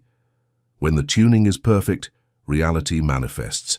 The leap is a change of character today now. Stop playing the victim and start playing the hero. The stage will change automatically to adapt to the new protagonist. By consistently embodying the identity of your highest self, you rewrite the script of your life and compel the world to provide the corresponding scenery for your new and expanded role right now today. First, the bridge of incidents, the necessary chaos. Warning: when you provoke a collapse of time, things get intense. Do not expect it to be a bed of roses. Often the quantum leap disguises itself as chaos. You ask for financial freedom. The next day you are fired. Your ego screams, "My God, what a disaster, this doesn't work." Your spirit knows better right now today now. Your spirit knows perfect. The job was the dead weight preventing you from starting a business. The universe has pushed you out of the nest. You ask for true love. The next day your current partner leaves you. Chaos is the restructuring of reality. To build the new skyscraper, you must demolish the old shack today now. Demolition is noisy and dirty. Do not be frightened when your life starts to shake after doing these exercises. It is the sign that it is working. It is the bridge of incidents. It is a series of events, sometimes strange or difficult, that lead you quickly from point A to point B. Do not judge intermediate events now. Keep the vision on the end. Walk over the bridge without looking down. Trust that every tremor and every collapse is a necessary step in the divine engineering that is constructing your magnificent new life, ensuring that you reach your destination with the strength and character forged by the journey itself right now today. Thus exercise remembering the future. Let's hack your brain. Your brain does not distinguish between memory, past, and imagination, future. We are going to create a memory of the future. Sit in silence. Mentally travel 5 years into the future. Imagine you have already achieved everything. You are successful, happy, healthy. Now look back toward today now. Remember how you achieved it. Ah yes, I remember when I listened to that audiobook. I remember that at first I was afraid. But then I took that risky decision. And I met that person. And everything turned out well. Invent the story of your success in the past tense. It was incredible how fast it happened today. It seemed difficult, but in reality it was fluid. Feel the nostalgia of those old times which are your current present. Feel the relief that it already happened and you already won. By doing this, you're giving your brain a map. You're creating an inverse neural route. You will have a strange certainty now. You will know that everything is going to be all right because you have already remembered it. You will walk with the confidence of one who has seen the end of the movie and knows the hero wins. By anchoring your consciousness in the victory, you make the journey toward it an inevitable and joyful unfolding of truth now. Text impatient patience. How is the desire for speed balanced with patience? With impatient patience, impatient in action. You do not procrastinate. You act today. You seize every opportunity. You go fast. Patient in result. You know the seed is planted, and it is inevitable that it grows. You do not dig it up every 5 minutes today now. You don't dig it up to see if it has roots. Anxiety slows down time. Confidence accelerates time. If you are looking at the clock every minute, the minute lasts an eternity. If you forget the clock and start enjoying yourself, time flies. To collapse time, you have to forget about time. Dive into the flow of your life now. Enjoy the process of becoming your best version. And when you least expect it, you will look up and say, wow, I've already arrived. It was faster than I thought. By living in this state of joyful presence and focused action, you transcend the limitations of the clock and enter the eternal timing of the universe now. Chapter 7. The Guardian of the Threshold, Fear Before Success. Fear is the signal that you are crossing the border of the known. If you are not afraid, you are not going anywhere new. The Guardian is not there to stop you. He is there to ask you, do you really want it? You have done the work right now today. You have tuned your frequency. You have cleaned your mirror. You have read the signs. You have decreed your success. You have even visualized the quantum leap. You feel ready. You are excited. And suddenly, crash. Everything breaks. A paralyzing panic enters you in your life now. You get sick the day before the interview. Your car breaks down on the way to the appointment. Your computer deletes your project file. A voice in your head starts shouting, "You are a fraud. You are going to make a fool of yourself. Stop now." Many people, at this exact point, throw in the towel today now. They say, "I knew it. This is not for me. It is a sign from the universe that I should not do it." Error, it is not a stop sign. It is the definitive advance sign. You have encountered the guardian of the threshold in your world right now. He is the last line of defense of your old identity. He is the Cerberus barking at the gates of hell so you don't leave, or the dragon guarding the treasure so you don't enter. If you flee now, you will validate your smallness today now. If you cross now, even if you are trembling, you will become a legend. Welcome to the final test. In this chapter, we are going to dissect fear. We are going to understand why your mind and environment rebel just when you are about to win, and how to use that terror as fuel to cross the door now. Either biology of resistance, homeostasis. Let's start with science. Your body does not want you to be successful. Your body wants you to survive. And for your reptilian brain, survival, the known. Any change, even if it is positive, is registered by the primitive brain as a threat in this world today now. Why? Because it is unknown. And in prehistory, the unknown usually meant death. There is a biological mechanism called homeostasis. It is like the thermostat of an air conditioner. If the thermostat is set at 20 degrees and the temperature rises to 25, the machine cools the room to return it to 20 now. Your life has an internal thermostat. Let's say your financial thermostat is set to survive month to month. Suddenly, you start to apply what this book says. You make a quantum leap. You earn extra money. The temperature rises to abundance right now today. Red alarm in the system. Your internal thermostat says, danger. We are outside the safe zone of known poverty. We must lower the temperature. And then you self-sabotage. You spend the money on something stupid. You lose your wallet. You get a fine in your life now. You do something unconscious to return to your base level. The guardian of the threshold is, in large part, your own biology trying to maintain homeostasis. Knowing this is liberating. That fear you feel is not a premonition of disaster. It is just your thermostat trying to recalibrate today now. To the terror barrier, Bob Proctor. The great master Bob Proctor explained this phenomenon as the terror barrier. There are 4 phases in change. 1. Bondage. You are in your comfort zone. You have type X thoughts and type X results. You are comfortable but unsatisfied right now today. 2. Reason. You have a new idea, type Y. At first, idea Y is only in your conscious mind. It's fun. There is no fear. 3. Conflict. You start to internalize idea Y. It clashes with your old type X programming in the subconscious. This creates a chaotic vibration. XY now. That vibratory chaos feels like fear, doubt, and anxiety. You have hit the terror barrier. 4. Freedom. Here is where everything is decided. Most people, upon feeling the terror, bounce backward. They return to the security of bondage. The fear disappears, but the soul dies a little today now. The brave person crosses the terror barrier. They act despite the fear. By crossing, you enter a new world. Idea Y becomes your new comfort zone. If you feel terror right now, congratulations. It means you are in phase 3. You are hitting the wall in your life now. Terror is the sign that you are about to break the sound barrier. The plane shakes violently just before breaking the sound barrier. If the pilot brakes, the plane becomes unstable. If he accelerates, he enters supersonic silence. Accelerate right now, today, now. 3. The upper limit problem, Gay Hendricks. Have you ever noticed that when things are going too well, you get nervous? You have an incredible streak at work, and suddenly you cause an absurd fight with your partner. You are healthy and happy, and suddenly you eat a whole pizza, knowing it will make you feel bad right now, today. Gay Hendricks calls this the upper limit problem. We all have an internal limit of how much happiness, money, and love we believe we deserve.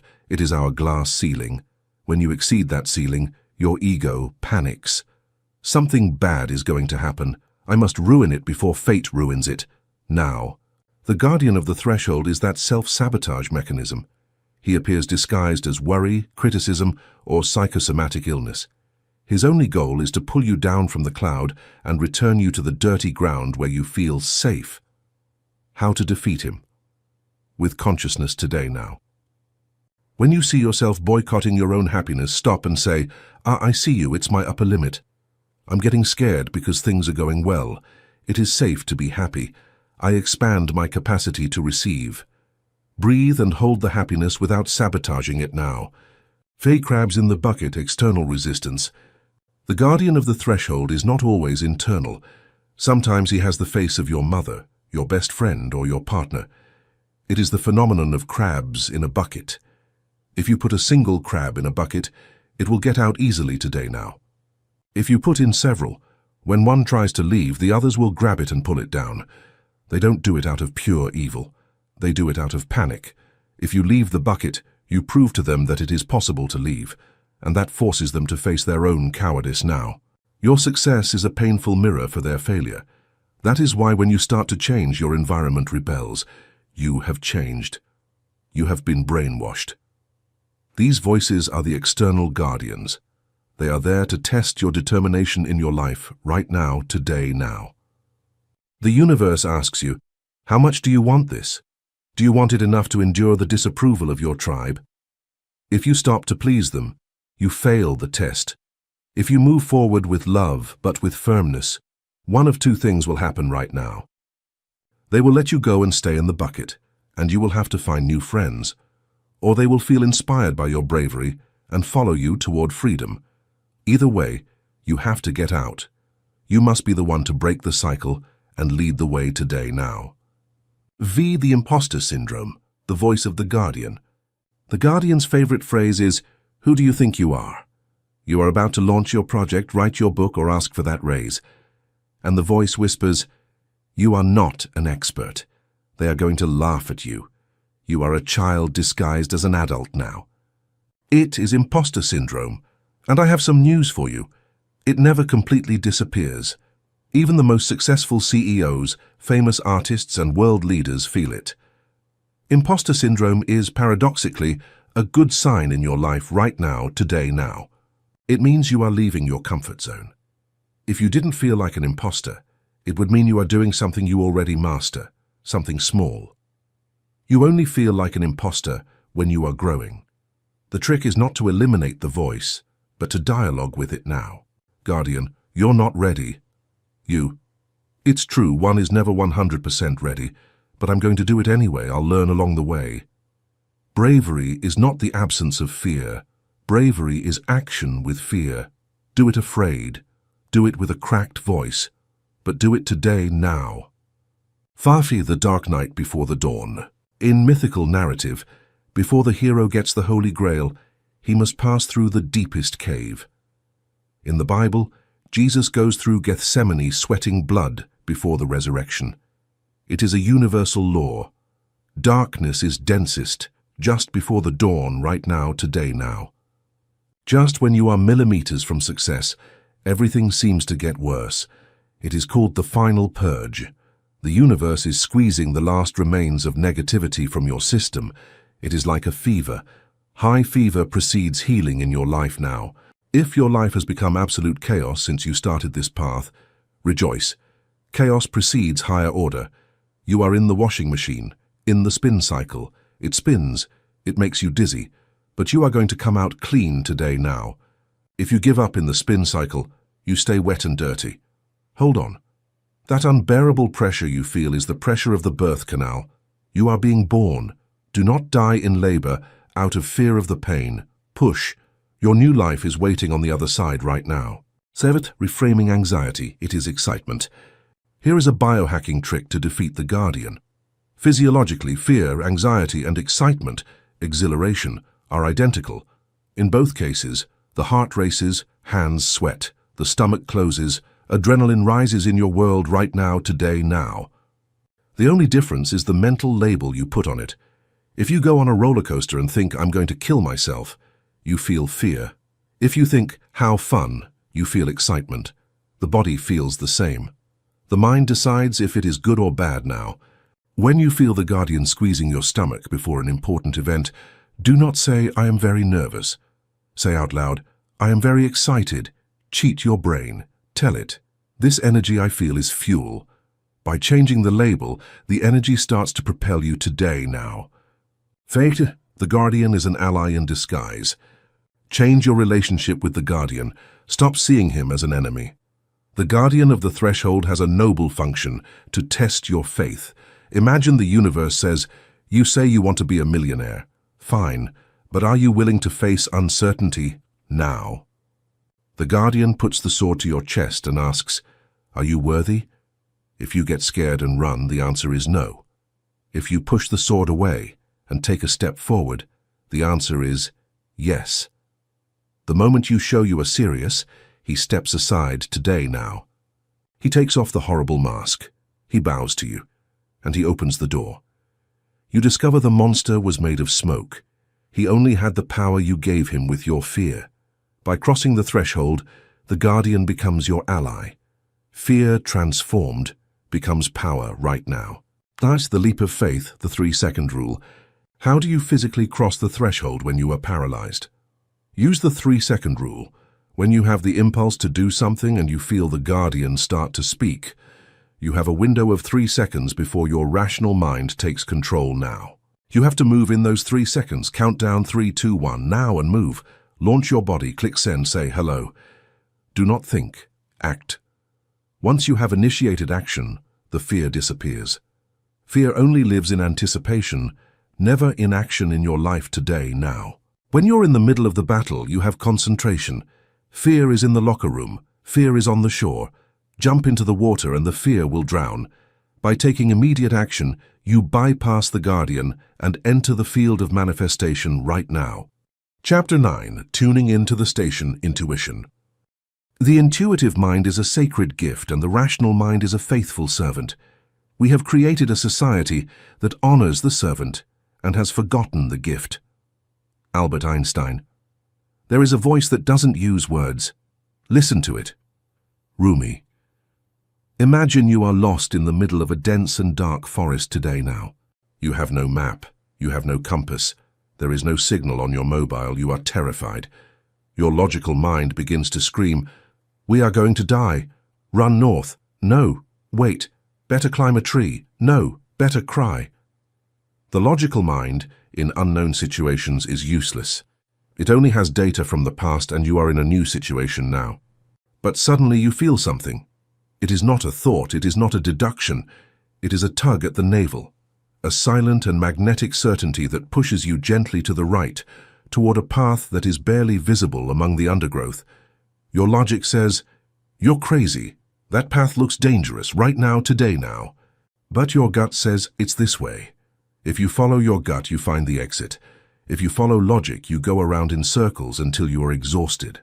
Welcome to intuition. Welcome to the most advanced and least used technology of the human being.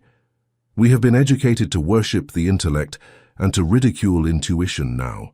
We have been told that listening to inner voices is for crazy people and that feeling the answers is unscientific.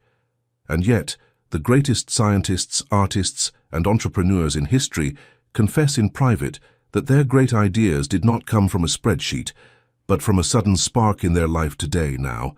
Steve Jobs, Nikola Tesla, Einstein, they were all intuitive first and rational second.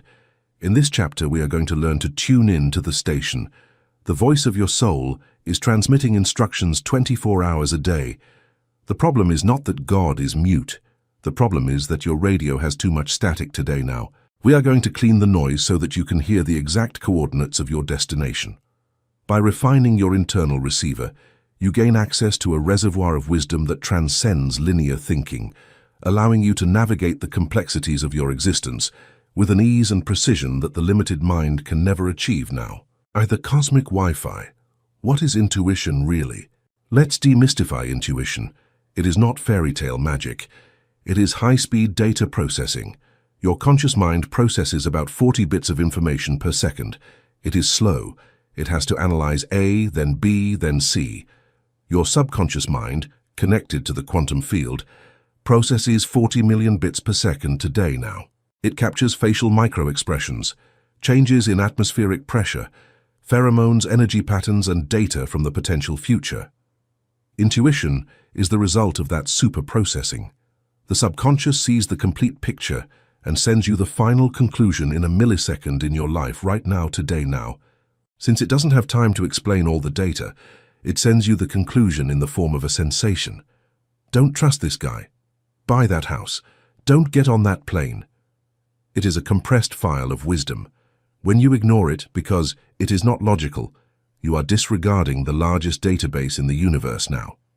Intuition is your Wi-Fi connection to the cloud of infinite knowledge.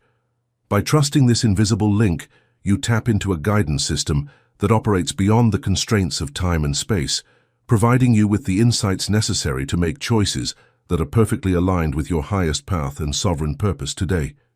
Tears the battle of the two voices, ego versus spirit. The greatest challenge for the initiate is discernment. You will ask me, how do I know if that voice telling me quit your job is my wise intuition or my scared, reckless ego? It is the million-dollar question. Fortunately, they have very different vibratory signatures. Learn to distinguish them today now. 1. The voice of the ego, the noise. Volume high, it screams, it is insistent. Tone, urgent, anxious, demanding. Content, full of shoulds, have to, careful, What will they say? Sensations, contraction, tension in shoulders, jaw or stomach, fear. Origin, fear or desire for approval now. 2. The voice of intuition, the signal. Volume, low, it is a whisper. Tone, calm, neutral, detached. It does not order you, it informs you. Content, direct. Call Maria. Go over there. Wait. Sensations, expansion, lightness, an internal click. Peace, origin, love and truth in your world right now today. Golden rule, if you have to debate it mentally for hours, it is not intuition, it is mind. Intuition is instantaneous. You know that you know, and that's it. By paying attention to the quality of the internal sound, you learn to bypass the chaotic chatter of the ego and anchor yourself in the steady, quiet directive of the soul now. 3. The second brain, the gut. Science has discovered that we have neurons in the intestine. Literally, you have a second brain in your belly. And this brain is in charge of visceral intuition. The expressions gut feeling or it gave me a bad vibe are not metaphors. They are biological descriptions. The vagus nerve connects your gut to your brain now. When something is incorrect for you, your gut contracts. You feel nausea and not an acid void. When something is correct, your gut relaxes. You feel butterflies or heat. The body traffic light test. Use your body as a pendulum. Think of an option, e.g., accept job A. Close your eyes and focus on your stomach today. Sensation of expansion. You lean forward, breathe deeply, smile. It is a yes. Sensation of contraction. You lean back, breath shortens, not in the stomach. It is a no. Your body does not know how to lie. Your mind can rationalize, but your body knows the environment is toxic and contracts. Listen to it now. IV. Cleaning the static, detoxification. Why have modern people lost their intuition? Because we live in a nightclub. Constant noise, social networks, news, opinions of others, alcohol, sugar, stress. It is impossible to hear a whisper in the middle of a heavy metal concert. If you want to reactivate your GPS, you need silence right now, today now. Solitude.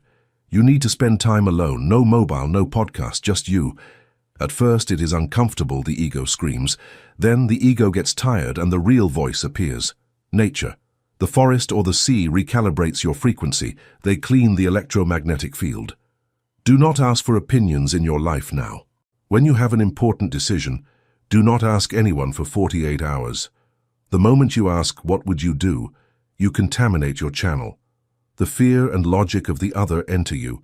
Stay with the doubt until the answer sprouts from you. You have to learn to trust your internal authority more than the external today now. V. The 2-second rule, the first spark. Intuition is fast. Judgment is slow. When you meet someone new, in the first 2 seconds you have an impression. I like them or I don't trust them. Immediately after, second 3, your rational mind enters to correct. Don't be prejudiced. They seem nice. They are well dressed. In your world right now, today now. And you cover that first impression with logic.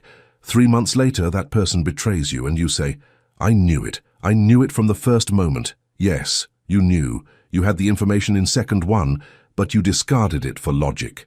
Recover respect for the first spark. That first energetic reading is the purest now. Practice it with small things. You look at the restaurant menu. Your eyes go straight to a dish. Intuition. Mind. But this has many calories. You order something else. The dish arrives and you don't like it. You look at the dish you wanted at first, and your mouth waters. The universe told you what to eat now. Versus CEO versus manager, the correct hierarchy. Don't misunderstand me. Logic is wonderful. It is a powerful tool. But logic must be the manager, not the CEO. The intuition, CEO, sets the course, decides the what and the where. The logic, manager, organizes the details, decides the how. Disaster occurs when you put logic as CEO right now, today now. Logic has no vision of the future. It only analyzes the past. If you ask logic, should I start a company? It will look at the failure statistics and say, no, it's risky. Logic would never have discovered America, nor invented the airplane. All that was illogical. Intuition says, let's go. Logic says, okay, I'll pack now. That is the winning team. Let your soul choose the destination and your mind drive the car. By restoring this natural order, you ensure that your life is guided by the expansive vision of the spirit while being supported by the practical efficiency of the intellect, leading to the successful manifestation of your highest dreams today. Zuerst, the coin trick hacking the feeling. If you are blocked between two options, A and B, and your mind won't stop spinning, use a coin. Not for chance to decide, but to reveal your hidden truth. Say, heads is A, tails is B. Flip the coin in the air. Here is the trick. While the coin is in the air, you will realize that you want one to come up now. You say internally, I hope it's heads. Boom, you have your answer, it's A. It doesn't matter what comes up on the coin. You have already seen your real desire. Or if the coin falls and it's tails, option B, observe your immediate reaction. Do you feel relief? It's B. Do you feel a micro disappointment? It's A today now. Your emotional reaction to the result tells you what your truth is. The coin is only a mirror for your subconscious. By using this simple bypass of the rational mind, you catch your true self in a moment of honesty, allowing you to move forward with the clarity of knowing what you truly want deep within your soul right now. Fate or blind faith, following crazy instructions. Sometimes intuition will ask you to do things that make no logical sense. Get off the highway now. Call that person you haven't spoken to in 10 years. Buy that book. Do not sign the contract. These are trust tests. The universe is guiding you through the path of synchronicity, but you cannot see the map now. If you get off the highway, maybe you avoid a fatal accident 1 kilometer ahead. You didn't know, but your internal GPS did. If you don't sign, maybe you avoid a legal bankruptcy hidden in the fine print. Following intuition requires courage. It requires being willing to look foolish or irrational to others in your world right now. I didn't feel like it is a complete reason. It is the only valid reason. Over time, you will see that every time you followed that madness, life rewarded you. And every time you ignored it to look good, life charged you a toll. Trust the silent whisper, for it sees the patterns of reality that logic can never detect today. Doubt, differentiating fear versus danger intuition. This is a common doubt. I am afraid to get on the plane. Is it intuition that it's going to crash, or is it my phobia of flying? Key to distinguish phobia, anxiety. It is mental, chaotic, and agitated. You create horror movies in your head. It is noisy, danger intuition. It is cold, dry, and factual today now. There is no movie. There is simply a wall, a feeling of don't get on. It's as if your desire to go had been disconnected. You can feel strangely calm, but immovable in your decision not to go, or you suddenly feel physically ill. If you are doubting, it is probably fear. Real danger intuition is so strong you don't doubt now. X, the dream oracle incubation. When you are awake, your ego is at the wheel. When you sleep, the ego turns off and the spirit takes command. Dreams are a direct channel of intuitive communication. Many scientific discoveries and famous songs came in dreams. Incubation technique. Before sleeping, while in that theta state, make a clear request now. Subconscious universe, I need a solution for problem X. Please give it to me tonight or tomorrow morning. Repeat it until you fall asleep. Upon waking, stay still with your eyes closed. Try to catch the first ideas or sensations that come. Sometimes the answer is there, clear as water in your life today now. Sometimes you don't remember anything, but at noon while you shower, eureka, the idea drops suddenly. The dream did the processing work and delivers the package to you when you are relaxed. By utilizing the power of your sleep state, you open a gateway to infinite intelligence that works for you even while you rest today. Cause heart coherence, the heart knows. The Heart Math Institute has shown that the heart has an electromagnetic field 5,000 times more powerful than the brain. The heart knows before the brain. In experiments, the heart reacts to a negative image seconds before the image appears on the screen. Precognition. To access maximum intuition, go from the head now. Go down from the head to the heart. Quick exercise. 1. Put your hand in the center of your chest. 2. Breathe slowly, imagining the air entering and leaving through the heart. 3. Ask your heart the question, The heart's answer is always soft, inclusive, and wise. It never attacks. It is never in a hurry today now. It is the voice of your inner master. By centering your awareness in the heart, you bypass the defensive mechanisms of the mind and enter a state of profound resonance with the truth of the universe, allowing you to live with a sovereign grace and a deep, unshakable certainty that guides your every step in this world right now. Chapter 10, The Soul's Purpose, Your Hidden Mission. The two most important days in your life are the day you are born and the day you find out why. Mark Twain. Where your talents and the needs of the world cross, there lies your vocation. Aristotle. There is a silent epidemic in the modern world. It is not a virus, it is not an economic crisis today now. It is the crisis of meaning. You see people who have it all, money, health, family, fame, and yet they feel empty. They wake up in the morning with a hole in their chest and wonder, is this it? Working, paying bills, watching series and dying, is this what I came for? That void is not filled with more money or sex now. That void is the voice of your soul screaming, because it is unemployed. You are not a biological accident. You are not the random result of a collision of molecules. You are a divine intention. Imagine the human body. It has trillions of cells. The liver cell has a function. The heart cell has another today now. The eye cell has another. No cell is there just because. If a cell had no function, the body would eliminate it, or it would become cancer, growth without purpose. You are a cell in the body of humanity or of God. You have a specific function. You have a unique design. You have a purpose in this world right now today. If you are not fulfilling that purpose, you feel dissonance. You feel depression, anxiety, and apathy. They are the symptoms of being out of your place in the cosmic orchestra. Welcome to Dharma. In this last chapter of teaching, we are going to discover your hidden mission. We will stop looking for how to survive now. We are going to start understanding how to serve, because true abundance and true happiness are only unlocked when you plug your small individual cable into the great power grid of universal service. By aligning with this greater current, you find that the resources you once struggled to obtain now flow to you naturally today now. The lie of winning a living. We have been brainwashed with a terrible phrase, you have to win your living, earn a living. Think about it, it is absurd. You already have the living. It was given to you for free at birth. You don't have to win it as if it were a prize or a salary. Your right to exist is inalienable in your life today now. What society means is, you have to be useful to the economic system to survive.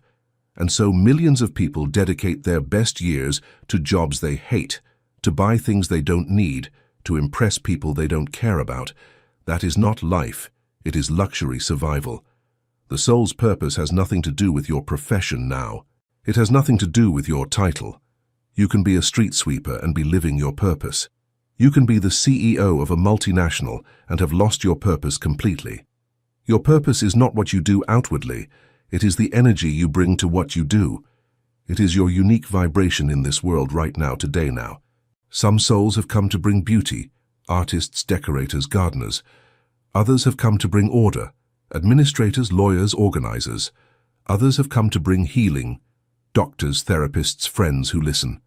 Others have come to bring innovation, engineers, rebels, entrepreneurs. You must find your essence now. If you try to force yourself to be an accountant, when your soul came to be an artist, you will suffer. Even if you earn millions, you will feel poor. Alignment with your original design is the only real wealth. By honoring the truth of your nature, you activate a deep satisfaction that external success can never replicate or replace today. Third, Dharma versus Karma, the current. In Eastern philosophy, there are two forces that move your life. Karma, past. It is inertia. It is the outstanding debts, the repetitive patterns, what drags you backward. It is the hamster wheel. Dharma, future, purpose. It is your cosmic duty. It is the reason you incarnated. It is what drives you forward now. When you live in your Dharma, the universe supports you. Remember Chapter 8, Surrender and Flow. Dharma is the channel through which the river flows. If you swim in the direction of your Dharma, you go with the current. Things come out easy. Resources appear. You feel full of energy in your soul today, right now, today. If you swim against your Dharma, out of fear, greed, or family mandates, Life becomes a constant struggle. You get sick. You exhaust yourself. The universe is telling you, it's not that way. Turn around. Many people believe that finding their purpose is difficult. I don't know what I want to do, they say in their world now. Lie. They know it. But they are afraid to admit it because it doesn't seem practical or profitable. Your dharma is not always logical, but it is always enthusiastic. The word enthusiasm comes from the Greek entheos, God within. That which enthuses you, that which makes you lose track of time, is the GPS signal of your soul now. Follow your enthusiasm, and you will find your dharma. By trusting the joy that arises from certain activities, you align yourself with the path that the universe has already paved for you, ensuring that your efforts are magnified by the power of the divine intent that placed those desires in your heart in the first place today now. Thirst Childhood Clues, the original code. Before society reprogrammed you, Chapter 3, you knew who you were. Look at 5-year-old children. One is always building towers with blocks, architect-builder. Another is always healing dolls, healer.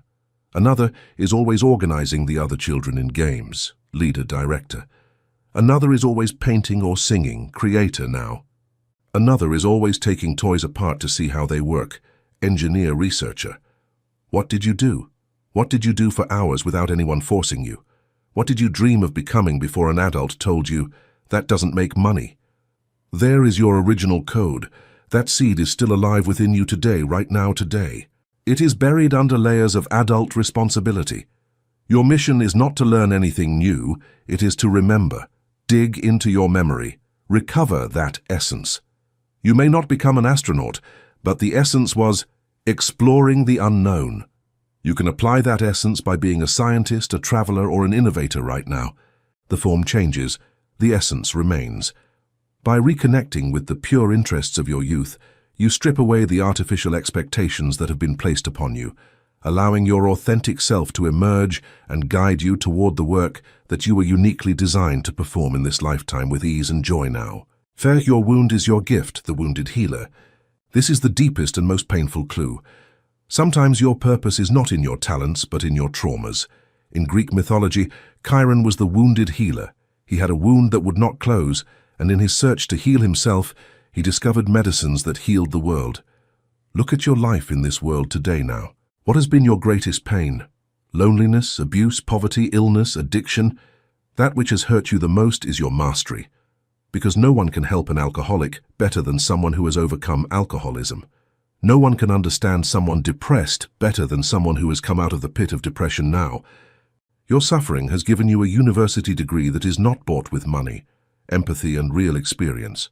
Your mission, very often, is simply to help the people who are where you were a few years ago, rescuing your past self. If you overcame shyness, your mission is to teach confidence in your life right now, today, now. If you overcame bankruptcy, your mission is to teach financial education or resilience. By transforming your poison into medicine for others, you close the circle. Your pain gains meaning. You stop being a victim and become a master. Your wound becomes your lighthouse. You light the way for others who are still in the dark now. Ikigai, the magic intersection. The Japanese have a wonderful concept called Ikigai, the reason for living. They say that the perfect purpose is found at the intersection of 4 circles. 1. What you love, your passion. 2. What you are good at, your talent. 3. What the world needs, your mission. 4. What you can be paid for, your profession, now. Many stay halfway. If you do what you love and are good at but no one pays you, it's a hobby. You're happy but poor. If you do what you are paid for and are good at but don't love it, it's a boring job. You are comfortable but empty. If you do what you love and the world needs it but they don't pay you, it's volunteering now. You have satisfaction but no sustenance. The metaphysician seeks the center. He seeks to monetize his passion by serving the world. Is it possible? Yes. Today, more than ever. Thanks to the internet, you can find your tribe anywhere. If your passion is knitting scarves for cats, today you can find people who will pay today now. There is no excuse. You don't have to choose between money and purpose. Money is the natural consequence of fulfilling your purpose with excellence. By positioning yourself at the heart of your ikigai, you create a sustainable and fulfilling life that benefits both yourself and the greater community in which you live now. See the myth of greatness, saving the world. The spiritual ego sets a trap for us here. It makes us believe that having a purpose means being famous, writing a bestseller, saving the whales, or being Mother Teresa. If you don't save 1 million people, you feel you have failed. This is false. Most purposes are local and silent in this world right now today. Perhaps your purpose is to be an incredible father who raises 2 healthy and loving children. Perhaps your purpose is to be the baker who, with his smile and hot bread, brightens the morning for 200 people in the neighborhood every day. Perhaps your purpose is to tend a garden. The universe does not measure magnitude now. It measures frequency, the quality of love. A small life lived with great love has more impact on the invisible plot than a famous life lived with selfishness. Do not pressure yourself to leave a legacy with statues. Your legacy is the energetic footprint you leave in every heart you touch today in your life now. If you help a single person to have hope, you have not lived in vain. Relax. You don't have to save the world. You only have to take your place and shine where you are. By being a beacon of light in your immediate surroundings, you contribute to the collective elevation of humanity in a way that is profound and lasting now. Service as the key to abundance. Here we reveal the definitive economic secret. Money is a certificate of appreciation that society gives you for serving it, if it is ethical money, of course. If you want more money, stop thinking about how to make money. Start thinking about how to serve more people, or how to serve better today in your life now. Selfish people, who only think about what am I going to get, block their own flow. Service people, who think about what can I give, open the floodgates. Zig Ziglar said, "You can have everything you want in life if you help enough other people get what they want." It is the law of sowing and reaping now. Your purpose is your seed. If you keep the seed in your pocket, the seed rots, there is no harvest, you are poor. If you throw the seed into the ground, deliver your talent to the service of others, nature returns to you multiplied by 100. The universe is the most generous employer that exists right now, today, now. If you work for the universe, fulfilling your dharma, the universe will take care of paying your bills and with a tip. Trust this. Dedicate yourself to giving, and the receiving will take care of itself. By making service your primary motivation, you move beyond the fear of lack and into a state of perpetual provision and grace now. Theta, fear of your own light, Jonah complex. Curiously, we are more afraid of our success than our failure. Marianne Williamson wrote it masterfully. Our deepest fear is not that we are inadequate. Our deepest fear is that we are powerful beyond measure. It is our light, not our darkness, that most frightens us. Why? Because responsibility comes now, today now. Because if you admit you have a gift and a mission, you acquire responsibility. You can no longer hide. You can no longer play at being small. You have to expose yourself. You have to be seen. You have to be a leader. And that panics the ego, which wants security and anonymity. This is called the Jonah complex in your life now. Jonah tried to flee from the mission God gave him and ended up swallowed by a whale. If you flee from your greatness, life swallows you. You feel suffocated, trapped in the whale of mediocrity. Get out of there. Stop apologizing for shining. Your small game does not serve the world. You must step into your power today now. When you shine, you give unconscious permission to others to do the same. You do no one a favor by playing dumb or incapable. Assume your power. The world needs you awake. By fully embracing your potential, you fulfill your individual destiny and serve as a living example of what is possible when a human being lives in truth now. Zeitgeist exercise, the millionaire and funeral test. To find your purpose today, answer these 2 questions with brutal honesty. Question 1. The millionaire test. Imagine that today you win 100 million euros in the lottery. You no longer need to work for money ever again. You spend the first year traveling and resting. But in the second year you get bored now. You need to do something with your time. What would you do? What would you do for free just for the pleasure of doing it? Would you write? Would you teach? Would you cook? Would you take care of animals? That is your purpose. That which you would do even if they didn't pay you. Is that for which you should be paid today? Question 2. The rage test. What makes you angriest in the world? Animal abuse, political injustice, pollution, poor education of children, junk food. Your rage is a compass. That which outrages you is that which you have come to solve. You are not angry by chance. You are angry because you have the internal code now. You see how it should be, and you see the discrepancy. Your purpose hides behind your indignation. Wherever you see a problem that hurts you, there is your work. By directing your energy toward the resolution of what troubles you most, you find a deep sense of calling that fuels your actions with unshakable resolve now. The 3 stages of evolution. Your relationship with purpose evolves. 1. The victim. Life happens to me. There is no purpose, only survival. Asleep. 2. The creator. I create my life. You use the law of attraction to get things for yourself. Success, money, enlightened ego. 3. The channel. Life happens through me today now. You surrender. You ask, God, universe, what do you want to do with me today? You no longer seek your personal success, but to be an instrument, awakened. The true soul's purpose is found in stage 3. It is when you become the flute through which the universe blows. There is no more tension, only music now. Conclusion, now it is your turn. The audio is about to end. My voice will fade away in a few seconds. Silence will fill the room once again. And in that silence, you will be left alone with yourself. That is the moment of truth. Until now, it has been easy. Listening is passive. Nodding your head while I told you universal secrets is comfortable today now. It feels good to know things. The spiritual ego loves to accumulate data, but this book has not come into your life so that you can be smarter, nor so that you have interesting conversation topics at dinners.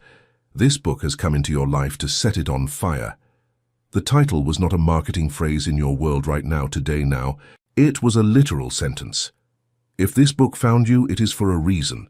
The reason was not to entertain you. The reason was to wake you up.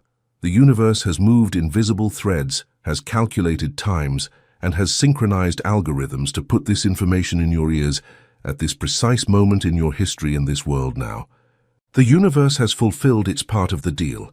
It has delivered the map to you. It has given you the compass. It has reminded you who you are. Now, the ball is in your court. The book has done its job.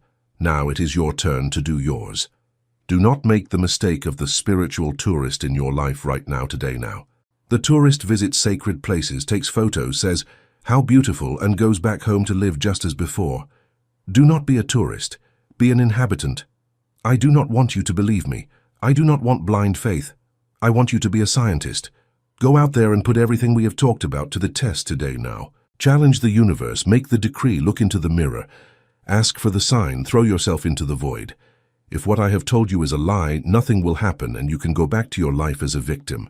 But if what I have told you is true, then you have in your hands the dynamite to blow up the walls of your prison now.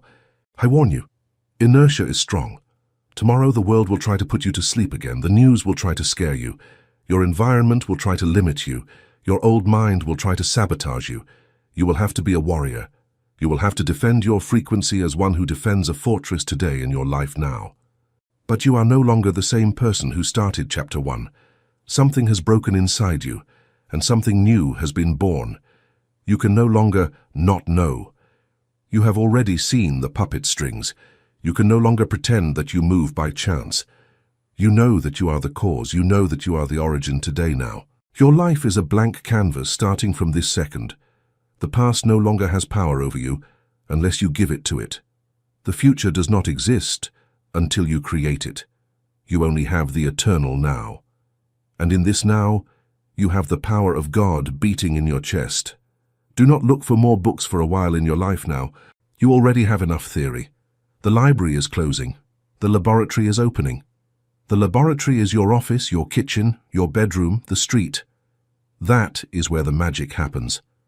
Turn your life into your masterpiece. Make it so that when you reach the end of your days and look back, you can say, I did it now. I did not just survive, I created. I lived. I loved. I fulfilled the reason why the book found me. Thank you for listening. Thank you for resonating. Thank you for being brave. We will see each other in the mirror. We will see each other in the plot. You and I are one. The dream is over. Your reality begins today, now.